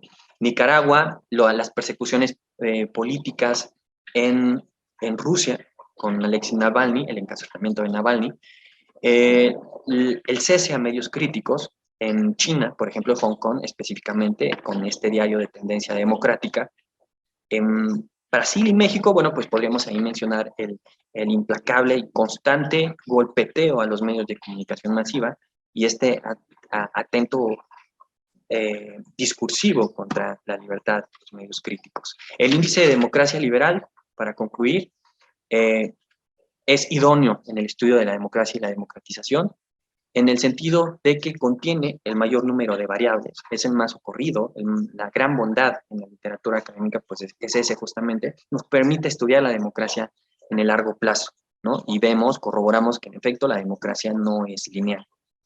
La importancia y utilidad de la aplicación del enfoque metodológico, hay que siempre, el enfoque metodológico cuantitativo, hay que mencionarla, porque ciertamente a partir de estos estudios, pues nosotros podemos ver o concluir cosas que anteriormente no podían verse con los enfoques metodológicos de corte cualitativo, ¿no? La democracia es evidente que transita por un momento álgido, en tanto que la calidad global de los regímenes democráticos se ha erosionado en los últimos años. Y si nosotros hacemos algunos ejercicios prospectivos, de perspectiva política, algunos ejercicios de extrapolación pronóstica, veremos que en los próximos años, de no cambiar la tendencia, las cosas van a seguir igual, incluso ya no estaremos hablando de estancamientos democráticos, sino que tristemente y lastimosamente estaremos hablando de regresiones democráticas, que es algo diferente, involuciones políticas, ¿no? En ese sentido. Es vigente el término autocratización, ya se ha hecho patente en el prontuario de la democracia, además lo han discutido también aquí en la Cátedra Madero. Es evidente que estamos en un proceso de autocratización, así lo denuncian los datos. Y los procesos contemporáneos de autocratización, ahí es la diferenciación que se tiene que hacer, ¿no? Hay nuevas particularidades con respecto a la forma. Anteriormente, los gobiernos autocráticos se daban de una forma diferente. Antes con los golpes de Estado, por ejemplo, y la instauración de dictaduras militares, ¿no?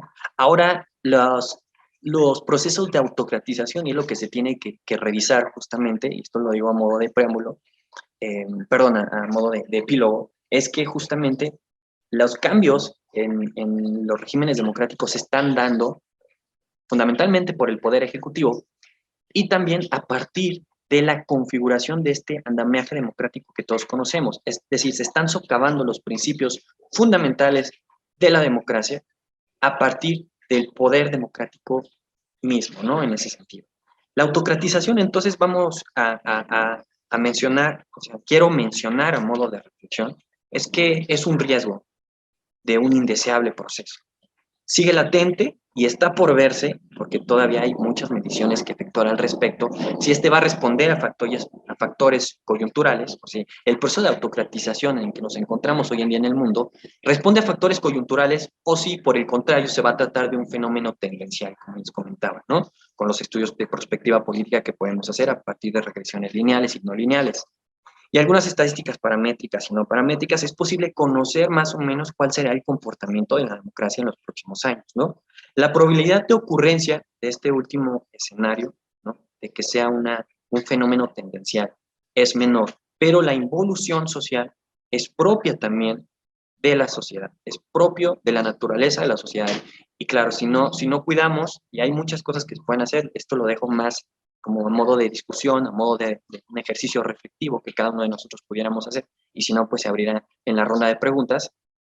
Hay muchas cosas que pueden hacerse desde la sociedad civil organizada para poder evitar este indeseable proceso de autocratización que sigue latente. Muchísimas gracias, eso es todo. Muchas gracias por tu valiosa información, Osmar. Y bueno, pues a nuestro público les estamos invitando a que continúen dejándonos sus preguntas para nuestros jóvenes investigadores en el chat de Facebook. Entonces, por favor, para que al final de las presentaciones puedan responder cada uno de sus cuestionamientos. Y a continuación, para cerrar justamente con esta mesa, nos acompaña Mónica Moreno García con el tema déficits de la democracia representativa, el sistema de partidos y la emergencia del populismo en México. Ella es licenciada en Ciencias Políticas y Administración Pública por la Universidad Autónoma del Estado de Morelos y actualmente cursa la maestría en Ciencia Política por la Universidad Autónoma de Zacatecas. Entonces, Mónica, adelante, por favor. Ok, Gracias Sofía, gracias por la presentación. También agradezco a los investigadores que conforman la Cátedra Madero por la oportunidad. Obviamente resaltar lo importante que son estos espacios para la difusión de nuestras investigaciones. Quiero compartir con ustedes los avances del proyecto de investigación que se lleva a cabo en la Unidad Académica de Ciencia Política de Zacatecas con respecto a los déficits de la democracia representativa, el sistema de partidos y la emergencia de populismo en México. Siguiente, por favor. El objetivo de esta presentación será analizar el sistema de partidos y sus mecanismos causales que expliquen la emergencia de la 4T en México, también desarrollar el enfoque teórico político institucional y el enfoque ideacional del estudio del populismo. Siguiente, por favor. El populismo ha merecido una atención académica por sus implicaciones sociopolíticas. En la actualidad se han consolidado diversas líneas de investigación para estudiar este fenómeno, principalmente en Europa, en Estados Unidos y Latinoamérica. Los estudios del populismo se desarrollan desde diferentes enfoques teóricos y pretendemos establecer una discusión teórica entre las perspectivas ideacional y la político-institucional, con el propósito de articular un marco de referencia que nos permite explicar factores que determinen el ascenso del populismo y el grado de institucionalización del sistema de partidos en México. El populismo podría acercarse a la idea de que la soberanía política pertenece y debe ser ejercida por el pueblo. El término clave en la definición es el pueblo y su significado puede variar de un lugar a otro y solo puede quedar claro tras una investigación empírica y comparativa. La conceptualización del populismo conlleva 4 elementos esenciales del pueblo. Uno es el potencial para formar una mayoría política, la naturaleza supuestamente homogénea, ¿no?, de su esencia, el posicionamiento social en un contexto de polarización y la creencia de tener una razón moral. Aunque estos atributos no son ajenos al principio democrático, son fundamentalmente contrarios al liberalismo político contemporáneo. Siguiente, por favor. Para el enfoque político institucional es importante la consolidación de un sistema de partidos con altos niveles de institucionalización que cumplan con la condición de estabilidad y competencia a fin de generar representación política robusta, ¿no?, siguiendo a Mainwaring y Scully.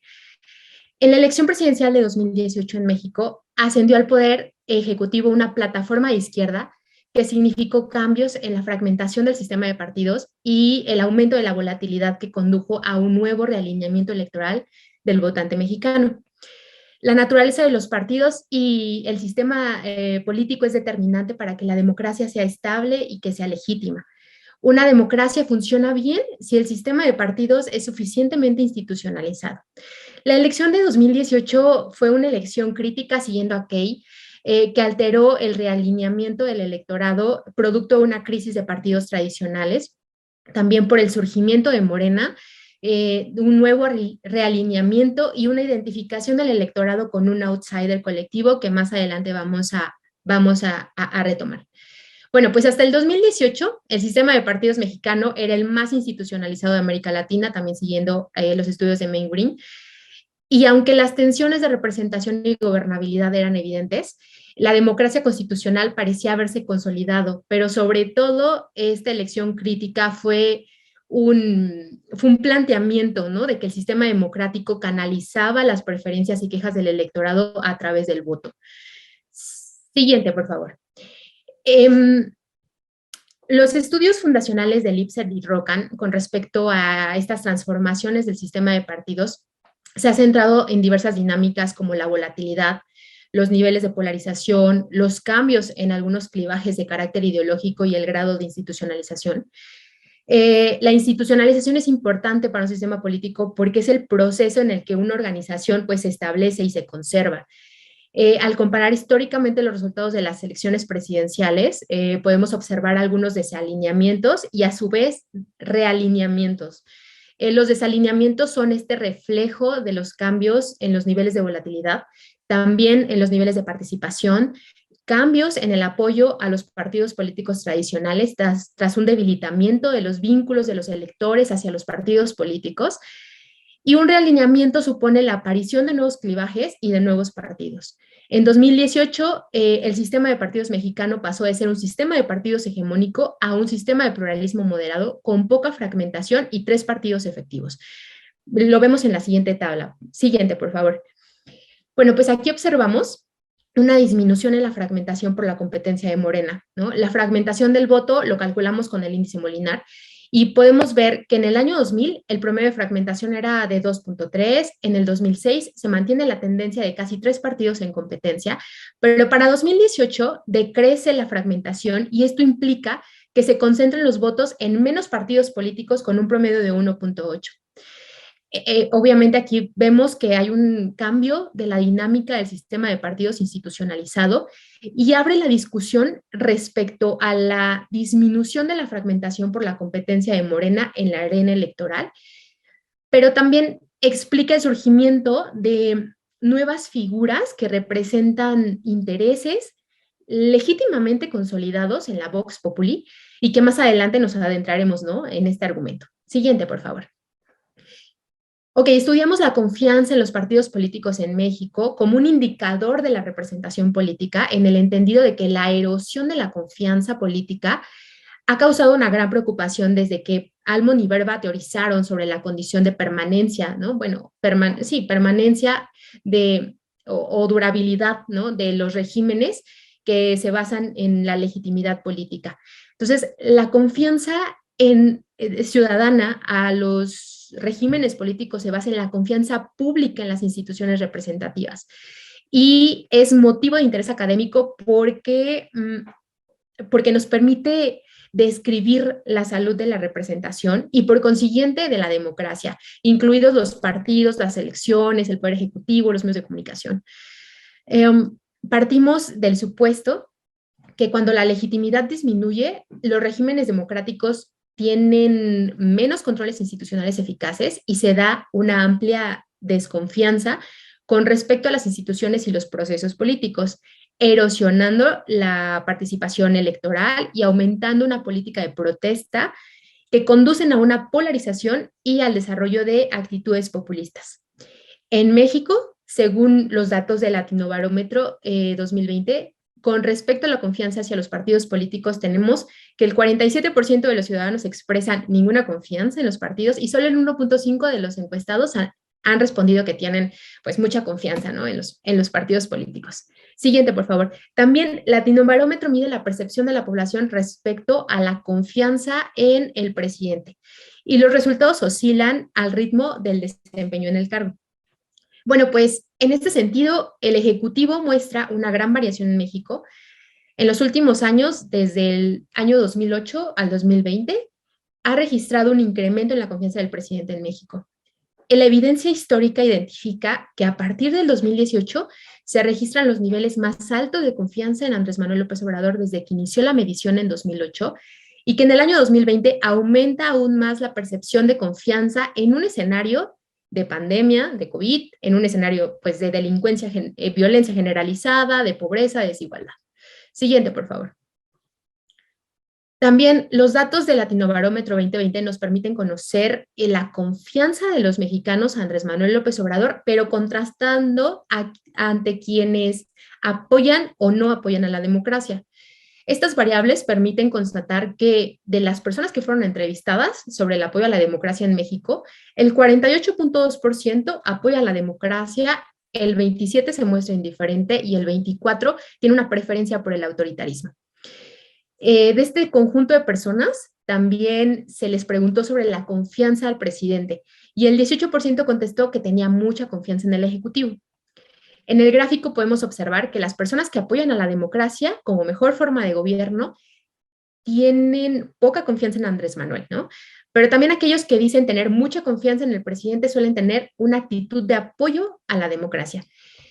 Las personas que respondieron tener ninguna confianza en el presidente son el grupo que también registra altos valores de indiferencia con respecto a la mejor forma de gobierno y también son quienes menos apoyan a la democracia. Esto puede evidenciar que la satisfacción de los mexicanos con la democracia aumentó. Quizá esta lógica se explique por las expectativas políticas que generó el triunfo electoral de Andrés Manuel López Obrador en 2018. Siguiente, por favor. Ok, una forma de evaluar el desarrollo democrático es a través del estado de la competitividad electoral en su sistema de partidos. Y un indicador que lo refleja es el margen de victoria entre ellos. El índice de competitividad electoral mide la distancia entre dos partidos políticos más votados en un proceso, ¿no? Sartori establece la diferencia en la concentración entre dos elecciones. Cuando los dos partidos más votados repiten esta situación, es un escenario de concentración unimodal. Si cambia alguno de estos dos partidos más votados, se presenta un realineamiento electoral y se denomina concentración equilibrada. Bueno, pues este es el escenario. En el año 1988 se dieron cambios importantes y después se observan cambios graduales. En 1994 el PRI alcanza el primer lugar y el PAN el segundo. En el 2000 el PAN obtuvo el primer lugar y el PRI el segundo. Para 2006 el PAN vuelve a ganar, pero la coalición encabezada por el PRD alcanza el segundo lugar. En 2012 regresa el PRI y se da una alianza PRD y obtuvo el segundo lugar. Y después ocurre un nuevo escenario en el 2018 con el triunfo de Morena, porque pues gana Morena y luego la coalición PAN-PRD Movimiento Ciudadano, ¿no? Logra el segundo lugar y es ahí cuando se da ese realineamiento de lo que nos habla Sartori. Bueno, siguiente, por favor. El Estudio Nacional Electoral 2018 forma parte de un conjunto de estudios postelectorales realizados por el CIDE y coordinados por Ulises Beltrán, que analiza las actitudes populistas y su influencia en el comportamiento electoral. Los datos de esta sección muestran la identificación partidista del electorado mexicano y nos permite identificar que desde el año 2000, 6 de cada 10 votantes se identificaba con algún partido político, es decir, la identificación partidista era muy fuerte. Con respecto al 2018, el 30% del electorado se autoidentificó con Morena, el 16% con el PRI, el 15% con el PAN, el 4% con el PRD y el 30% no se identificó con ningún partido político. Los votantes desarrollaron una identidad partidista que se actualiza con evaluaciones políticas y que desarrolla el electorado mexicano, y esta condición permitió transitar a las preferencias de otro partido político, principalmente a Morena, y otros de largo plazo que se intensifica la permanencia o no de los partidos tradicionales. Siguiente, por favor. Andrés Manuel López Obrador ha mostrado liderazgo en su carrera política para movilizar las demandas de los ciudadanos. Y según las encuestas del Competitive National Election Project, identificó que en 2006 las opiniones positivas y negativas de Andrés Manuel López Obrador era de 1-1, pero para 2018 la razón fue casi 7 personas con opiniones positivas a 1 persona con opinión negativa, según Alejandro Moreno, que escribe en 2019, ¿no? Andrés Manuel López Obrador es un populista de larga trayectoria, el cual los votantes aparentemente pues les genera más confianza, y su posicionamiento era de alta conflictividad e irritación social, una desconfianza irreconciliable frente al gobierno. Su posición era anti-establishment y tenía una oferta popular para el cambio. El populismo se considera contrario al elitismo y su lógica partía de que todo el poder se concentraba en manos de un número limitado de personas inmorales y que perdieron contacto con el pueblo y que carecen de una capacidad de respuesta, ¿no? Entendemos entonces a Andrés Manuel como un outsider en la lógica de Barr, ¿no? Como alguien que gana prominencia política a través de una asociación con un partido independiente nuevo o recientemente competitivo, que era el caso, por supuesto, de Morena, ¿no? Esta condición implica la existencia de diversos grados de outsider, como lo explica Carreras y propone pues una tipología que contempla los diferentes tipos de outsider que pueden tener pues diferentes orígenes, ¿no? Para nosotros es el diseño institucional del sistema de partidos, la politización del resentimiento y la polarización ideológica. Ok, bueno, siguiente, por favor. Respecto a la politización del resentimiento de los votantes mexicanos en la elección presidencial del 2018, Takis y Aybar hablan del resentimiento y del daño de los ciudadanos, y ambas entidades crean una identidad política que conduce a votar por un partido populista. La politización del resentimiento puede generar actitudes de carácter moral, ¿no? Y entendemos al resentimiento como un daño a los agraviados, que conforma una identidad política y que a su vez esta identidad política tiende a reactivar actitudes populistas.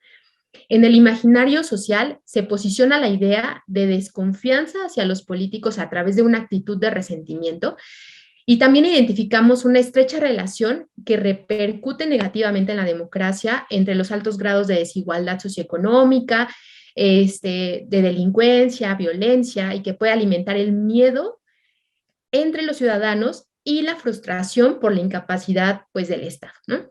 De la Torre nos dice que, por ejemplo, el populismo politiza las humillaciones cotidianas.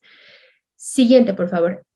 Ok, lo que ustedes están viendo es un modelo, adaptación de Takis Pappas. En él se explican las condiciones contextuales que reactivan mecanismos causales, que para nosotros es la fragmentación del sistema de partidos, la politización del resentimiento y la polarización ideológica, para explicar la emergencia del movimiento populista de un partido político outsider, que es Morena, para nosotros Morena, y el liderazgo personalista de Andrés Manuel López Obrador en la elección coyuntural del 2018. Takis afirma que el populismo tiene la capacidad de construir nuevas identidades, afiliaciones y lealtades políticas. Las teorías del populismo tienden a exogenizar a la política y los roles de las instituciones, los conflictos, las competencias, la lucha ideológica y las tensiones, también con rasgos de movilización de masas, ¿no? Los mecanismos causales que identificamos están interrelacionados en un marco interactivo institucional, y este esquema es el reconocimiento de que el entramado institucional está abierto, y la relevancia ideológica sobre la política democrática y el sistema de partidos es un factor explicativo de la fragmentación y la polarización en los últimos años. Y este argumento es útil para explicar, pues, el ascenso del populismo en México. También observamos que en los resultados de las elecciones presidenciales, algunos desalineamientos y realineamientos del electorado como un reflejo de cambios en los niveles de volatilidad, también en los niveles de participación, cambios en el apoyo a los partidos políticos tradicionales, y este realineamiento supone la aparición de nuevos clivajes y partidos que reflejan intereses distintos a los tradicionales, y se deben dar ciertas condiciones para que se den estos realineamientos, como por ejemplo la capacidad de los partidos a politizar temas críticos del electorado. Bueno, pues entonces, a lo largo del proyecto de investigación que estamos desarrollando, analizamos también bases de datos con criterios de opinión pública, como variedades de la democracia, Biparty, Latinobarómetro, Global Populism, desarrollada por Hawkins en Harvard, que mide, por ejemplo, el nivel del discurso populista de algunos presidentes en el mundo, ¿no? Bueno, pues hasta aquí dejo mi participación. Nuevamente agradezco la oportunidad a la Cátedra Madero y quedo atenta a sus comentarios. Muchas gracias. Gracias, Mónica. Muchísimas gracias por tu participación. A los cuatro, gracias por la presentación de la información que nos acaban de dar. Y bueno, pues voy a dar pauta a algunas preguntas que nos hicieron llegar del público. Entonces, se las voy a leer a cada uno y a cada una de ustedes para que las vayan anotando y pensando sus respuestas. Y bueno, las vamos a responder en el orden en el que presentó cada uno y cada una de ustedes. La primera es para Alan Lozano. ¿El aumento de presupuesto para las Fuerzas Armadas consideras que es equivalente al aumento de violencia en el país? Para Edwin Telles, ¿considera que sus resultados desde este mapeo virtual es una verdadera muestra representativa del universo de la conversación en Twitter y por lo tanto de las tendencias expuestas y sus conclusiones? Para Osmar, ¿Cómo lograr un funcionamiento adecuado de las democracias sin que una mejor economía sea equivalente a un buen régimen? Y para Mónica, ¿consideras que hubo un momento en el que el sistema de partidos estaba agotado y que gracias a Morena y la figura de AMLO, este sistema de partidos tuvo un segundo aire? Entonces, por favor, les voy a pedir que respondan en este orden. Vamos a iniciar con Alan y que tengan sus respuestas de manera muy breve. Por favor. Sí, seré breve. Hay que tener en cuenta que la partida presupuestal sale a finales de año o principios de año. Es decir, es al revés, es decir, la violencia responde a estos aumentos de presupuesto en picos, por ejemplo, 2019, 2014, 2007, que son los años picos de presupuesto de cada sexenio. Es decir, el monto destinado a las milicias es destinado a finales del año anterior a estos picos de violencia. Entonces, es muy probable que la violencia responda a estos aumentos de presupuesto. Y hay otro elemento que no se aborda en esta investigación, pero que también está ahí en la mesa, que son los procesos electorales, que también juegan un papel muy interesante en los aumentos de violencia, ¿no? Cuando hay elecciones en algún estado, cuando hay elecciones en algún municipio, cuando hay elecciones federales, también se han visto ciertos aumentos de violencia. Entonces, pues esa sería mi respuesta. Muchísimas gracias, Alan. Y bueno, a continuación, Edwin, por favor. Hola, gracias por la pregunta. Bueno, realmente yo trabajo más cosas cuantitativas, pero este no es el caso de este trabajo, ¿no? Si bien el trabajo es un tanto mixto y hace cuantificaciones dentro de las categorías explicadas, la verdad es que no es un trabajo que podamos considerar representativo. ¿Por qué? Pues porque no cuenta con el muestreo necesario como para poder generar generalizaciones, ¿no? Sobre lo aquí encontrado. Más bien, es apenas un ejercicio de descripción de cómo se llevaron a cabo las interacciones, por lo cual pues no puede ser representativo por el número de casos estudiados. Gracias. Muchísimas gracias, Edwin. Bueno, pues le cedo el micrófono a Osmar para que nos pueda responder su pregunta, por favor. Sí, claro que sí. Bueno, históricamente se ha observado que existe una correlación muy importante entre el progreso, desarrollo económico y grado de democratización. Eso es un hecho y pues hay datos y hay muchísimos artículos en revistas arbitradas que prueban esto.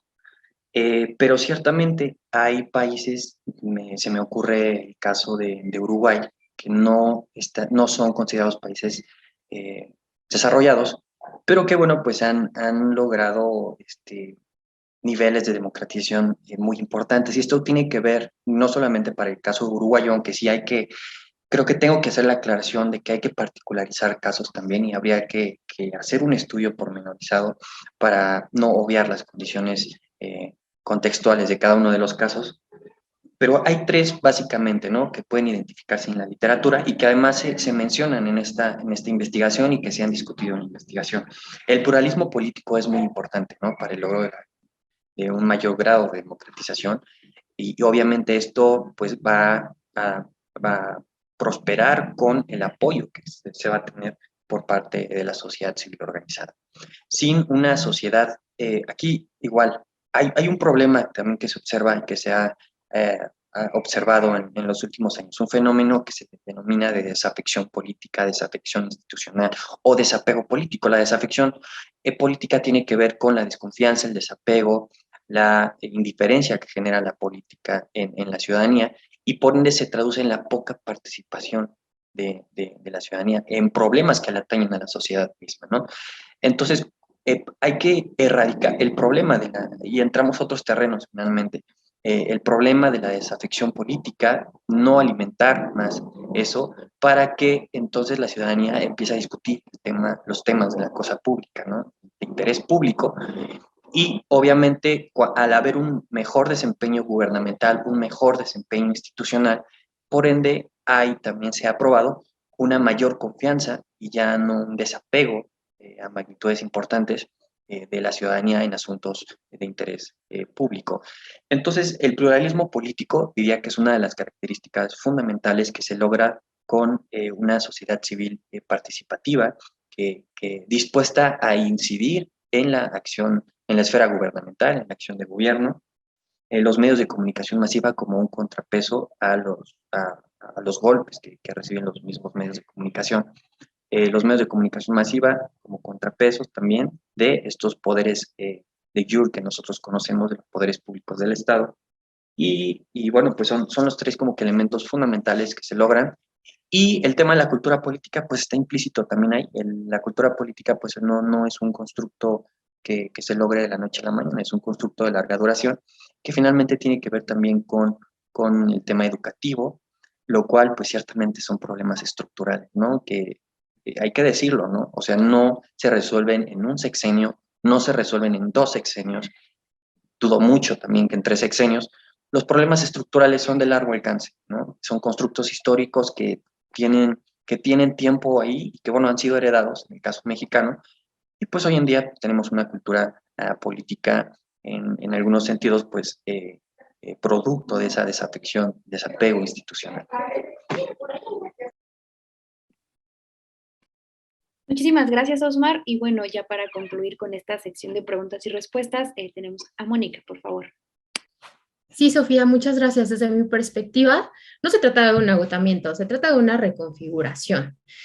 Una reconfiguración en el comportamiento de los votantes tras la elección de 2018, ¿no? En un contexto que a través de mecanismos causales podemos identificar el ascenso del populismo y también otros factores, por ejemplo, que pues aparece Morena como un disruptor, ¿no? Y un aglomerador de esas condiciones que en ese momento se gestaron para que se diera también la emergencia de un líder outsider y que, bueno, a través de sus discursos, a través de, lo mide Variedad Biparty, a través del índice, por ejemplo, de antipluralismo, del índice de populismo, pues logra consolidar una plataforma que permita esta reconfiguración en el sistema de partidos. Entonces, no un agotamiento, más bien una reconfiguración que tenemos que estudiar. Bueno, muchísimas gracias a los 4, a Edwin, Osmar, Mónica y por supuesto también a Alan por haber estado con nosotros el día de hoy, por haber compartido toda su línea de investigación. Fue un gusto sin duda tenerles en Jóvenes Investigadores y esperamos que esta haya sido una experiencia gratificante para su formación. Y por supuesto, agradecer también a nuestro público e invitarles a que nos acompañen el día de hoy en punto de las 5 de la tarde para seguir de cerca a las investigaciones de otros y otras jóvenes estudiantes universitarios con los temas de elecciones y comunicación política. Soy Sofía Ramírez y nos vemos en una siguiente emisión. Muchas gracias.